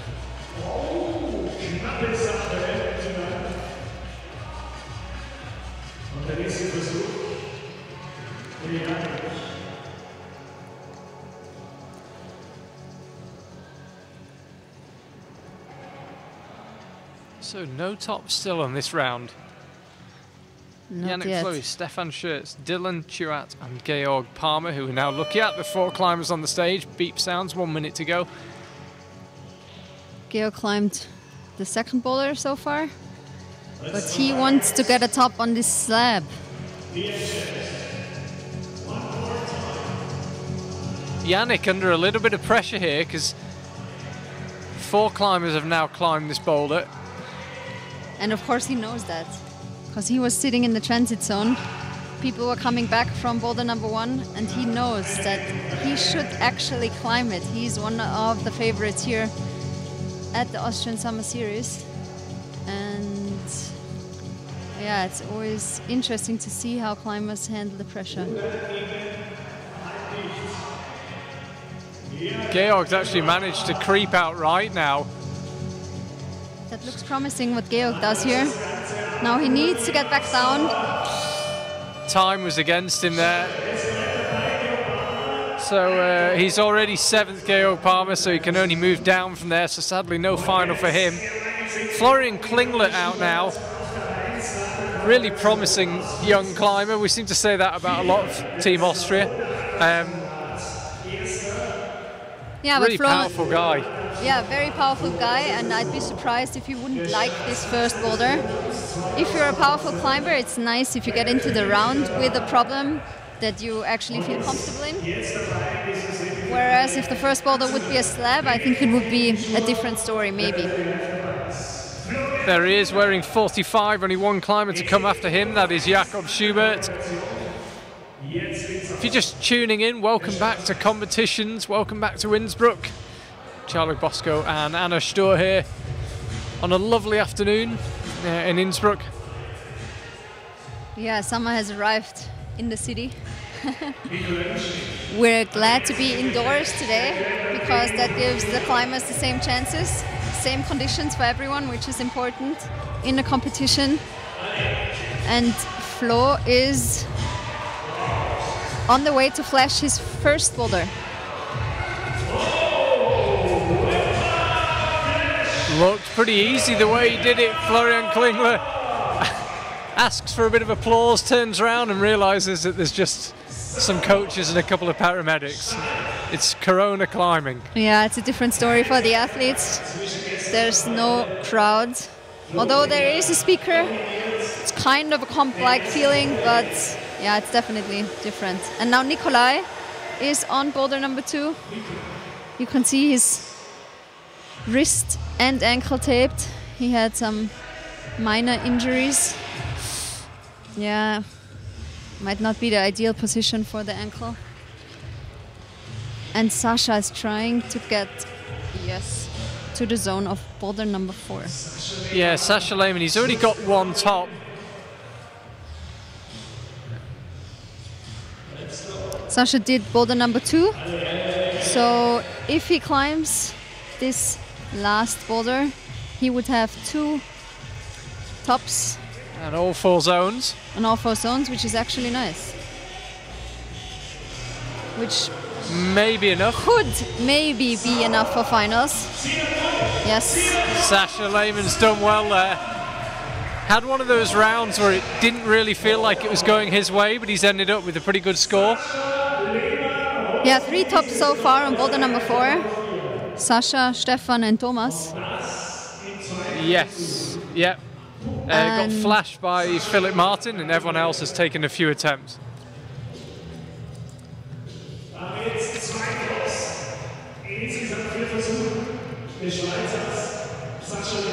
There you see it from Sasha. As I say, it didn't always feel like the round was really going according to plan, but not a bad score. It leaves him in 4th now, with a bit of a nervous wait. My guess is that it won't be enough, but it might just. Yannick Fleury down in 19th, 20th climber. Jakob Schubert not started yet. And Philip Martin leading the way so far. Come on, Niki. Yes. Nikolai Uznik finds a top on number 2 as well. Most climbers topping that one actually. 2 tops in 2 boulders for Nikolai Uznik. seemed a little nervous at the beginning of boulder number 2, but now he managed just fine. Good job to Nikolai. Matching this tiny little crimp is not easy, but he did it. And now still we wait for a top on number 3. Yeah, Max has 45 seconds left on the clock, so we'll see him in one final attempt, and we would love to see a top from Max on boulder number 3. Yeah, he found a top on number 2. Still got the slab to come. Doesn't seem convinced by that jump out, and he decides with 25 seconds to go to head back inside. There's Jörg Verhoeven down there, looking excited on the in the green t-shirt, part of the route setting team here. 15 seconds of peace. If you're wondering what that big blue mat is, by the way, we're in the athletics centre. That is for the pole vault landing. Don't know why they couldn't move it, but that's apparently it's bolted to the floor, the whole pole vault setup, so it can't be moved. Makes for a nice atmosphere. And now the one to watch is here on the mats, Jakob Schubert. Yeah, always great to see Jakob out. Always seems to be on form. Yeah, he's a real competitor at heart. I mean, he has been on the World Cup circuit for a very long time. First World Cup start in 2007. So he's the one with the most experience. He is a world champion. He's won the overall World Cup. He is qualified for the Olympics, and he's definitely looking out for a good start here in Innsbruck. One World Cup win away from being the most successful World Cup climber ever on the men's side. Yeah, he has 21 World Cups. Yeah. 3 in bouldering, 1 in lead. 18 of course. 18 lead World Cups wins, 3 bouldering World Cup wins. 3-time world champion. It's a pretty good career. Yeah, very successful climber and all-around good guy. And he's not struggling with this first one. It's definitely a problem he should like. It's a powerful one. He's a powerful climber. Yeah, good start. Yannick Fleury, meanwhile, is quite high on number 2. And Stefan Schertz, they are number 3, and Dylan Schuart looking at number 4. Yeah, and the third, the bronze medal winner from the World Championship in Hachioji, struggling with boulder number 2. But the world champion from Innsbruck 2018 makes quick work of boulder number 1. Yeah, he was on the same podium as Yannick in that boulder World Championship last year in Hachioji. You might remember if you watched it, it was a desperate set of boulders. Adam Ondra couldn't even get a zone. Very strange final. Yeah, route setting is a very tough job. Today they did a splendid job, I reckon. Only boulder number 3 has not been topped, and I am sure that we'll see a top. I mean, I would definitely, don't want to guarantee it, but I'd be surprised if we won't see a top on boulder number 3. And now Dylan is on boulder number 4, which has been topped 4 times.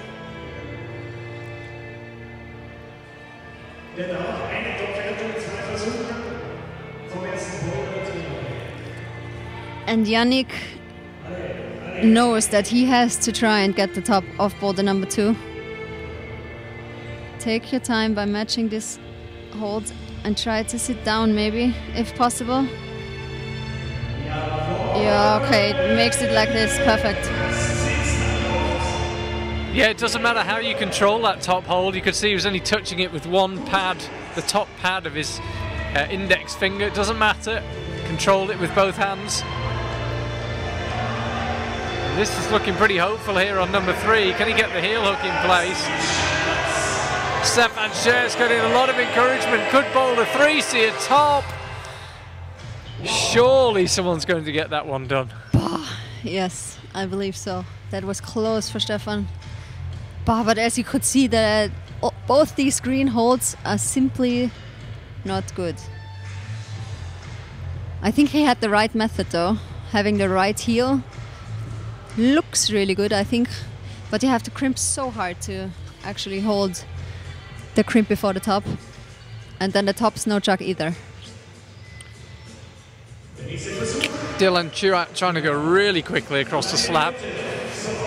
A lot of people have tried this method, jumping across, but it never worked out. So I think he should try to do it statically. They're the only two climbers left on the mats, and we're done now with Boulder 1. Ended up getting 7 tops, Boulder 1.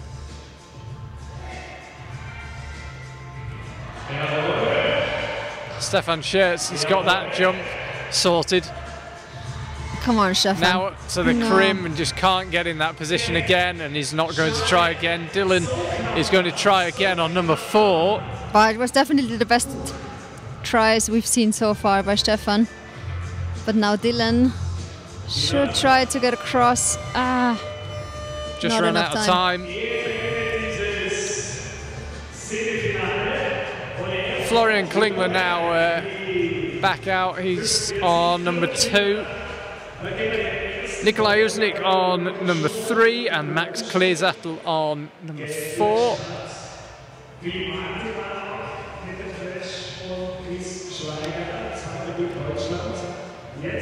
Florian Klingler got the job done on number 1. What can he do on number 2?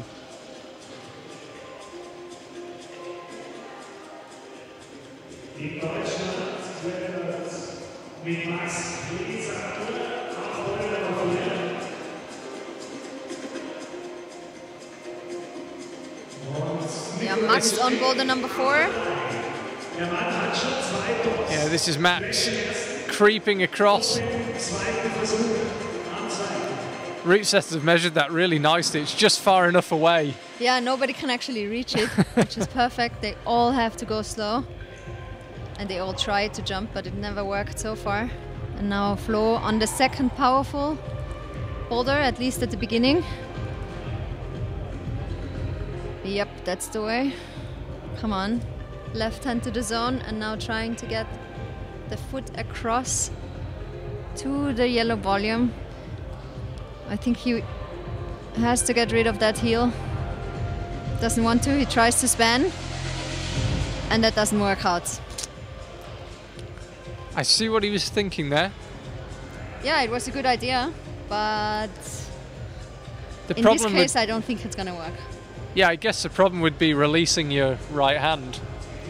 Especially the left top hold crimp is so bad. If you go fast to that little crimp, not sure if you can actually hold it. Whereas if you have your feet underneath on the yellow volume, makes it a stable position. Yeah, so Martin Philipp had 3 tops, and the other 4 climbers so far have 2. Nikolai Uznik on boulder number 3 doesn't like the first move.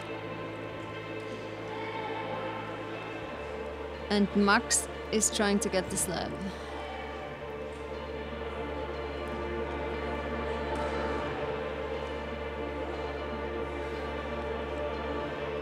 Florian Klingler now having another look at number 2. Surely we'll try a different method to the one he was on last time, and does. He's up on the crimp, and he's matching. Nice. Good work from him. 2 boulders, 2 tops, looking strong.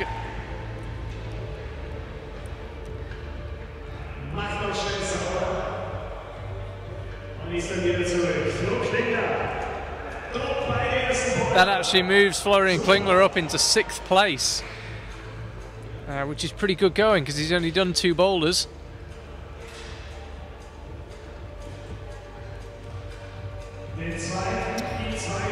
So, just looking down the list, Georg Palmy, Stefan Schertz, Thomas Podland, Dylan Chewat, they're all missed out on the final.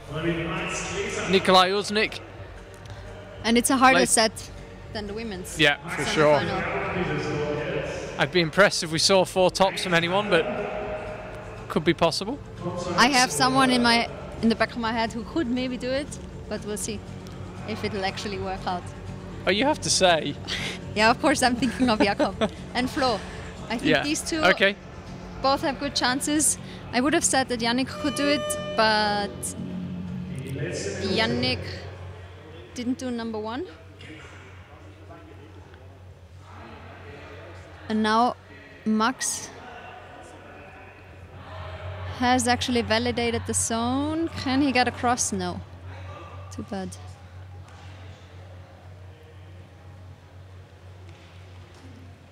He has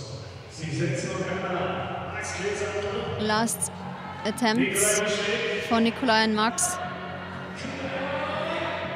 Come on. We would love to see a top of boulder number 3. Not yet. Oh, he did really well there. Yes. Slapped the inside of the right foot out. Now I'd be surprised if he would give it away. Come on! Be fast! Surely was given that. I think he was given that. Just double checks with the judges. But it was actually even closer than Sandra in the women's semifinals. He seemed to take, his left hand was there and it seemed to take forever to bring his right. You can see him looking at the judges already. It take a long time. The judges will have to decide whether this top will actually be okay. So there we can see nobody yet with 4 tops. Philip with 3. A bit lower down the order. A few climbers would have been pretty disappointed with their rounds. The men were complaining a little bit after the qualification that the set was too easy. And now I think it's slightly on the harder side, but I think they got what they wanted, right? That's what they wanted. Exactly, so it's always easy to complain, but it's hard to actually set these boulders. And now we have Jakob Schubert back on the wall. Let's see if he finds the right method. Yeah, this is very tricky to get your feet across. You have to be super flexible. Come on, Jakob.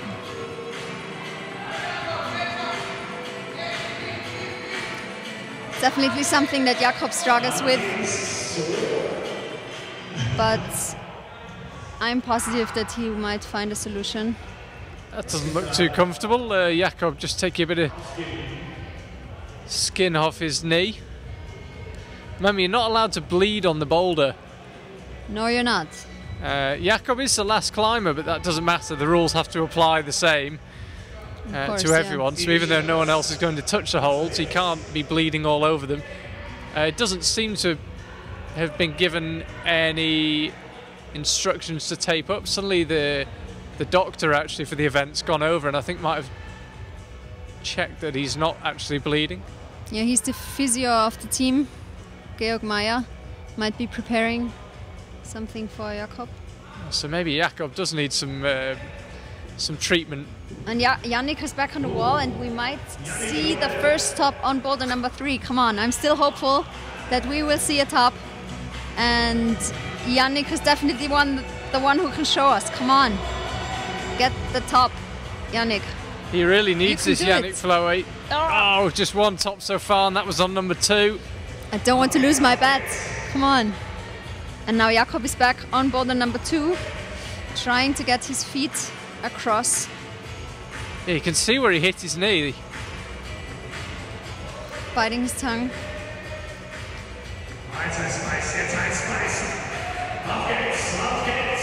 This is a hard move for Jakob. He's not the most flexible climber in his hip. He's training, he's trying to get more flexible, but it's not easy. Uh-oh. A bit of blood actually. I think that is where he impacted his knee. Yeah, he needs to get a plaster or taped because, as you said, the rules apply to everyone. You can't bleed on the boulders. And this is the Austrian team physio, Georg Meyer, on the mat. And on the zone, we have Stefan Scherz. It would be his second top, and he needs it. He needs another top. It'll hurt when he takes that plaster off. He's got hairy legs. Yeah. Anyway, Jakob suitably sorted out by the doctor. Georg's stuck a plaster on and he's on his way.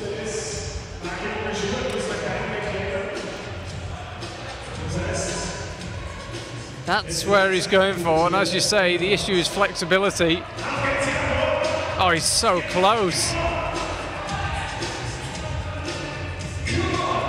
Imagine he'll be getting very frustrated about this, Jakob.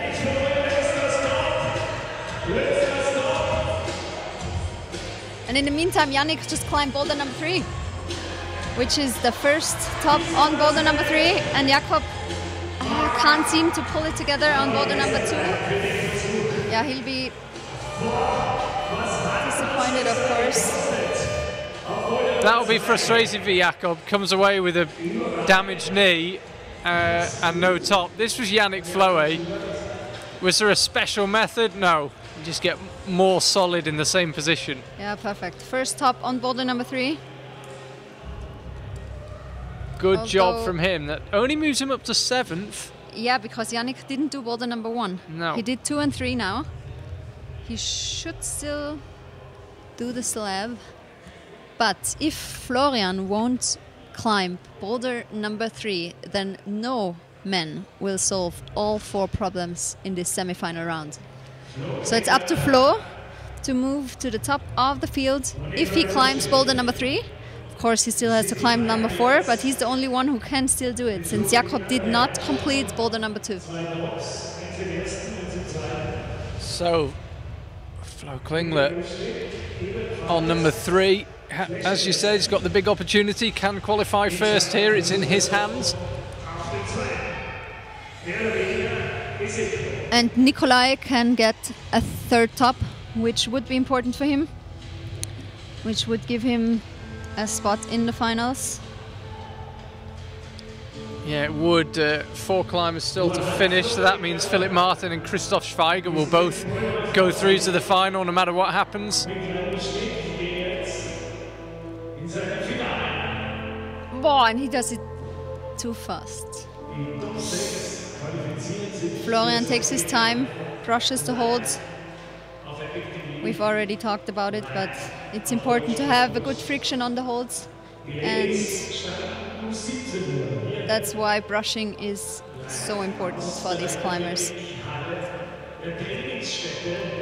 Due to the restrictions, they all have their own brushes.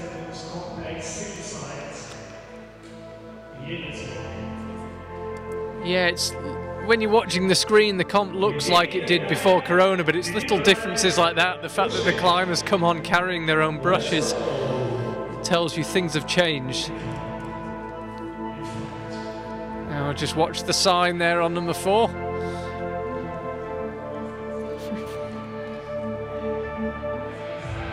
There do seem to be a lot of signs on the boulders in this competition. Yeah. I mean, organizing a comp isn't easy. You need sponsors and partners who support you, and that's why these are important for the comp as well. Yeah, it's not easy to organize a comp in normal times, but during these weird and special times, it's even harder. And I talked to some of the athletes, and they all said that they're really happy to be back on the mats. Of course, there are strict regulations, and yeah, there's no crowd, no spectators. Not even the women are allowed to watch, the men vice versa. But at least they can have a comp-like feeling. Flo Klingler just struggling with that move up to the zone. He was trying to go with 2 hands. Yeah, it's definitely the crux move on this boulder number 4, actually getting to this zone. The problem is, if you start at the end of the field, you know that you have to complete the boulders, and sometimes that puts pressure on the athletes. Flo tries to go with both hands, which seems not to be the way. That's what he's going for. Hold. Barely enough, barely good enough with one hand. Double dynoing it might not be the right solution. 1 minute to go now. Nikolai Uznik creeping across. He looks a bit more solid this time. Yeah, he opts to go back. He really needs to get up slowly and in control, which is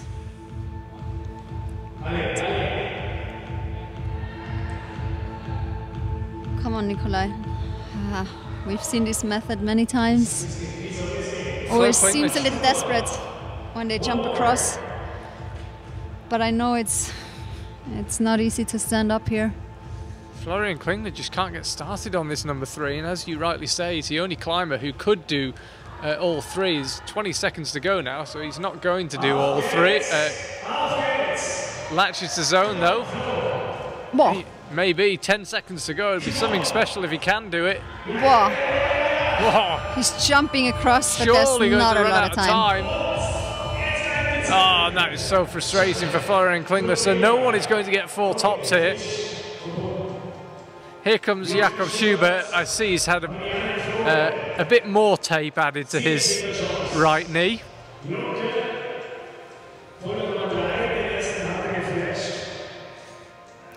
Yeah, Jakob definitely wants to top on boulder number 3. He's one of the athletes who did not top boulder number 2. So he almost needs a top here. Only Yannick managed to do it so far. But if someone can do it again, or if someone can do it as well, then I guess it's Jakob. And let's see what Yannick shows us on the slab. Boulder number 4. What a year he had last year, Jakob.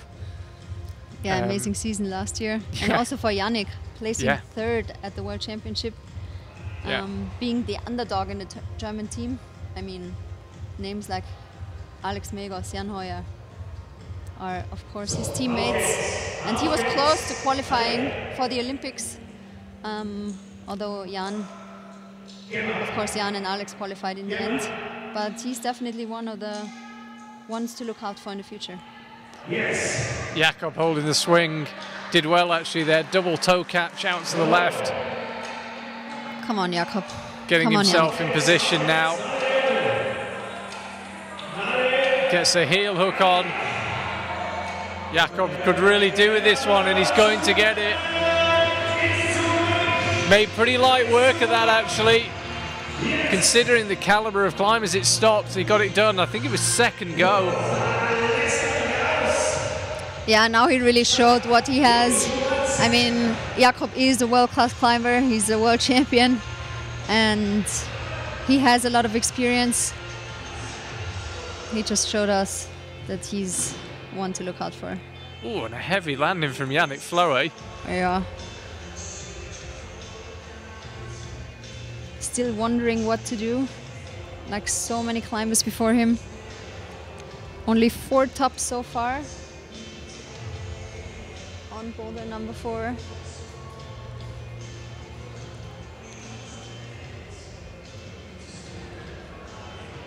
But I'm sure he can do it as well. Come on, Yannick. Oh, you can see if you make a tiny mistake on this 4th boulder, it just spits you off. Such a weird position to be in, because you kind of want to go to the sides, but you have to go up first. You have to stand up in order to be able to get over to the zone.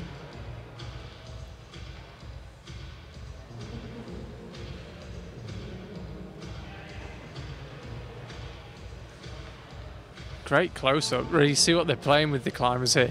Constantly readjusting on that same small hole, trying to get the most out of it.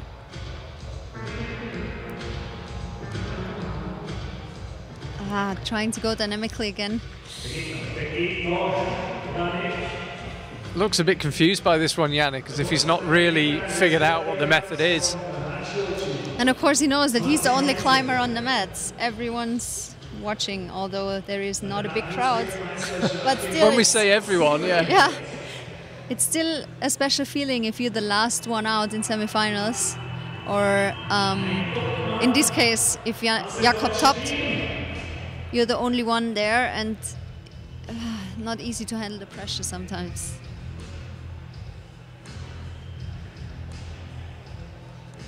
Got a little while to think about this one, but he hasn't really made much progress on it. There's a beeper to say a minute. Yeah, but, and that adds to the stress, of course. Yeah, it's not what you want.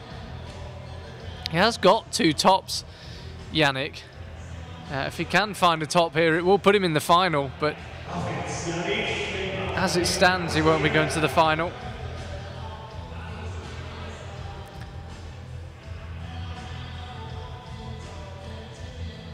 Needs to get stood up first, but he keeps trying to go out right sooner rather than later. 25 seconds to go, and I don't think Yannick Floe is going to make it. That is quite a shock.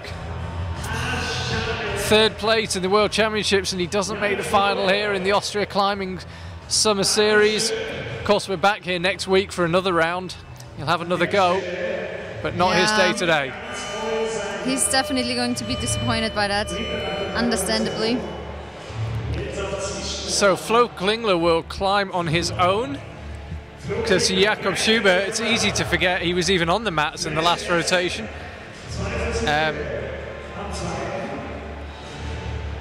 Jakob Schubert's just starting his 5-minute rest period, and he added to it, ended up with 3 minutes extra rest because he got number 3 done so quickly. And Florian Klingler is already 6th, and Jakob Schubert is 7th. So actually neither of them guaranteed their place in the final. It's definitely a tough round. If he can top this, then he will book his place in the final. If not, he'll be watching nervously to see what Jakob does. Yeah. And I lost my bet because nobody climbed 4 boulders, although all 4 boulders have been climbed. So could you say it's still okay? No. No, let's see what Flo does. I would say that both Jakob and Flo don't really love slabs, you could say. They have a love-hate relationship, which is interesting and exciting for us because I couldn't say that one has more advantage than the other. Yeah, I mean, right now Jakob is outside the final slot, so it would be a huge surprise if he didn't make it. A strong favourite, you'd imagine, for the win. Yeah, definitely. I mean, it's not the end of the day yet. Jakob is a complete... he's used to the stress of competitions. He knows that he has to climb this one. And yeah, it's not over yet. But of course, it puts pressure on him.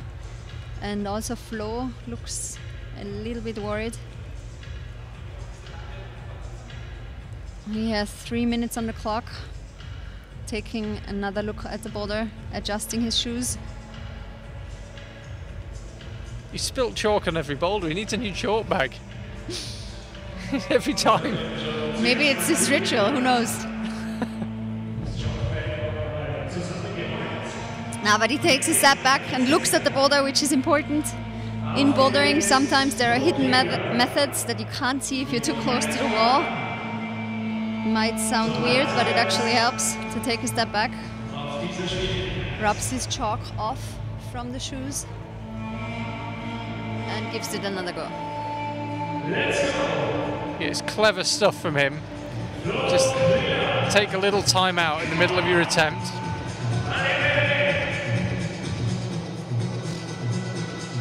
Not successful this time. No, that was not a good try. Who is the cleverest competitor that you were ever up against? Because you had some long-running, I don't want to say rivalries, you're friendly, but... Yeah, of course, they're also the rivals. The sporting rivals. At the end of the day, you want to be... Yeah, you want to beat them, I guess. Yeah, you want to be on the podium, but it all depends on you. Who is the cleverest? I would say that Akio always had interesting methods, especially because our climbing styles are so different. Mine is more dynamic. Hers used to be a lot more static, although she's, of course, now excelling in everything. I mean, she's the grande dame of bouldering for sure.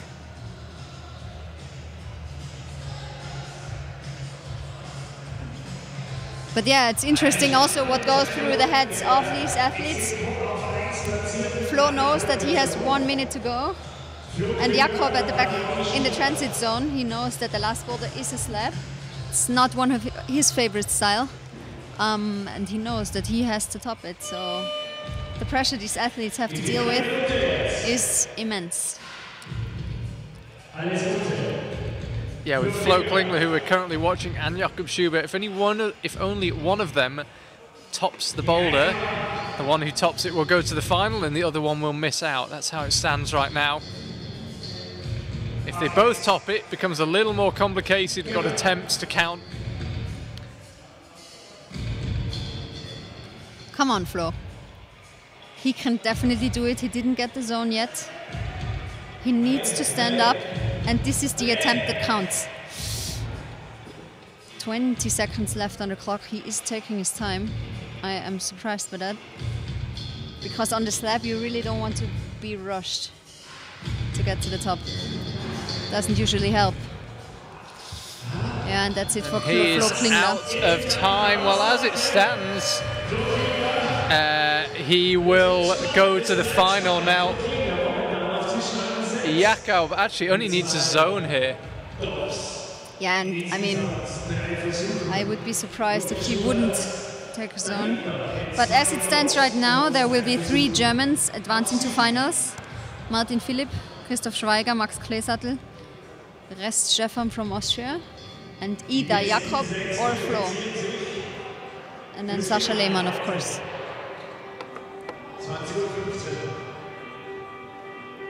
So Jakob, if he can find a zone, that'll be him on 2 tops and 4 zones, and that will be enough to see him through. Doesn't matter about attempts, just needs a zone. He's a triple world champion. He has a lot of experience. And let's see if he can advance to the finals. He's definitely making it exciting for us.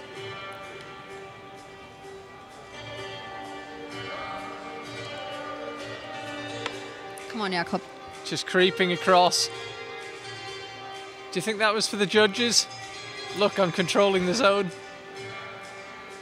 It was definitely for the judges, but I am not 100% sure if that's enough.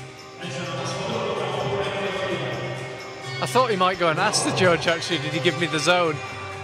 He asked? No, I thought he might when he went down. Oh yeah, that's true.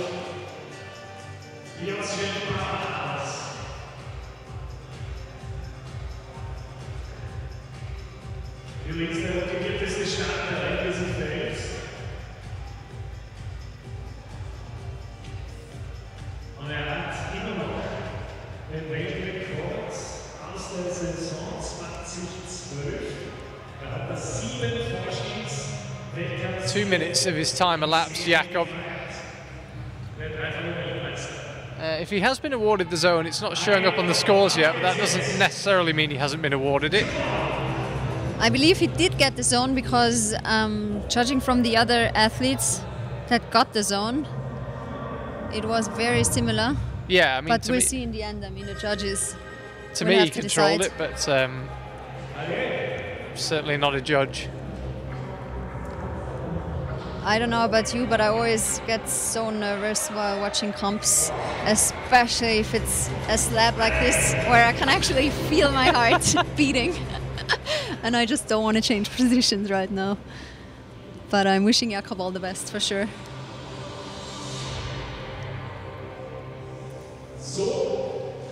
Is this a change of shoes from Jakob?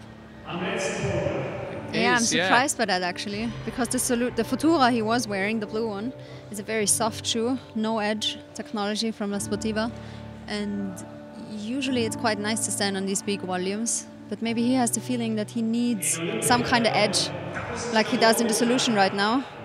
He has one Futura on the left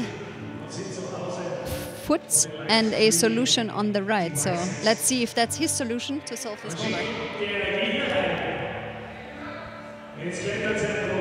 So we've seen this from increasing number of climbers recently, different shoes on different feet. And he knows exactly what he wants, Jakob.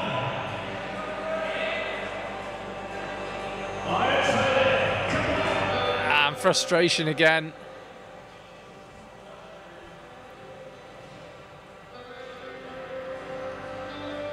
Yeah, he really makes it exciting, Jakob. Whew. I mean, it has been a tough semi-final. And now that was the beep for the last minute. I can't get started now, Jakob. Yeah, but you can see that that's the pressure that he feels, because he knows that that's what counts. That's the boulder that counts right now. He wants to go to finals. He's the big favorite, and that puts a lot of pressure on him, obviously. He's the one with the most experience, the most medals, and the one who'd be the most disappointed is himself. I don't think he's going to get this done, Jakob. That didn't work out for him. Well, we still don't have it confirmed yet. I mean, to me, he controlled the zone, but... Yeah, I mean, the others got the bonus, so I would be actually surprised if he didn't. But we'll have to see what the judges decide. It's absolutely crucial. As of now, we definitely have 3 Germans, 1 Swiss, and 2 Austrians. Rest Stefan and either Flo or Jakob in finals. Showing up as Flo Klingler. We saw the close-up of Jakob on the zone. Looks like there might be a bit of discussion amongst the judges.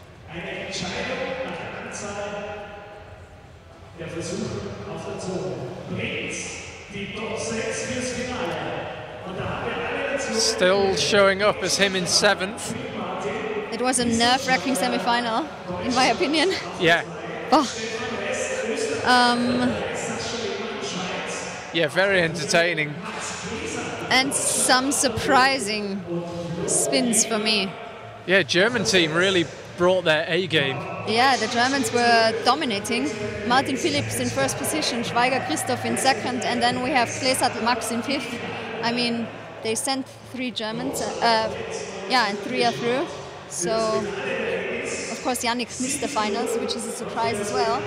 So the big favorites are actually out, and the underdogs have qualified for the finals. Okay, well, as it stands, we've got Flo Klingler in the final. Personally, I think it will end up being Jakob Schubert when the scores update, but we shall see. I think there's a little bit of debate amongst the judges and the officials. It's about the attempts for the zone. Apparently Florian used 3 attempts and Jakob 4. But on the scores I've got, Jakob would get 4 zones if he got that 4th one. Anyway, confusion reigns. That's true. The We'll judge's see. job is also a hard one. Keep an eye on the Austria Climbing website. Regardless, we will see you this evening for both finals. The women are up first at 5 p.m. The men follow at 8 p.m. Innsbruck, Central European time. Anna, a pleasure as always. Thank you very much. And I'll see you in a couple of hours. Thanks for having me. See you later.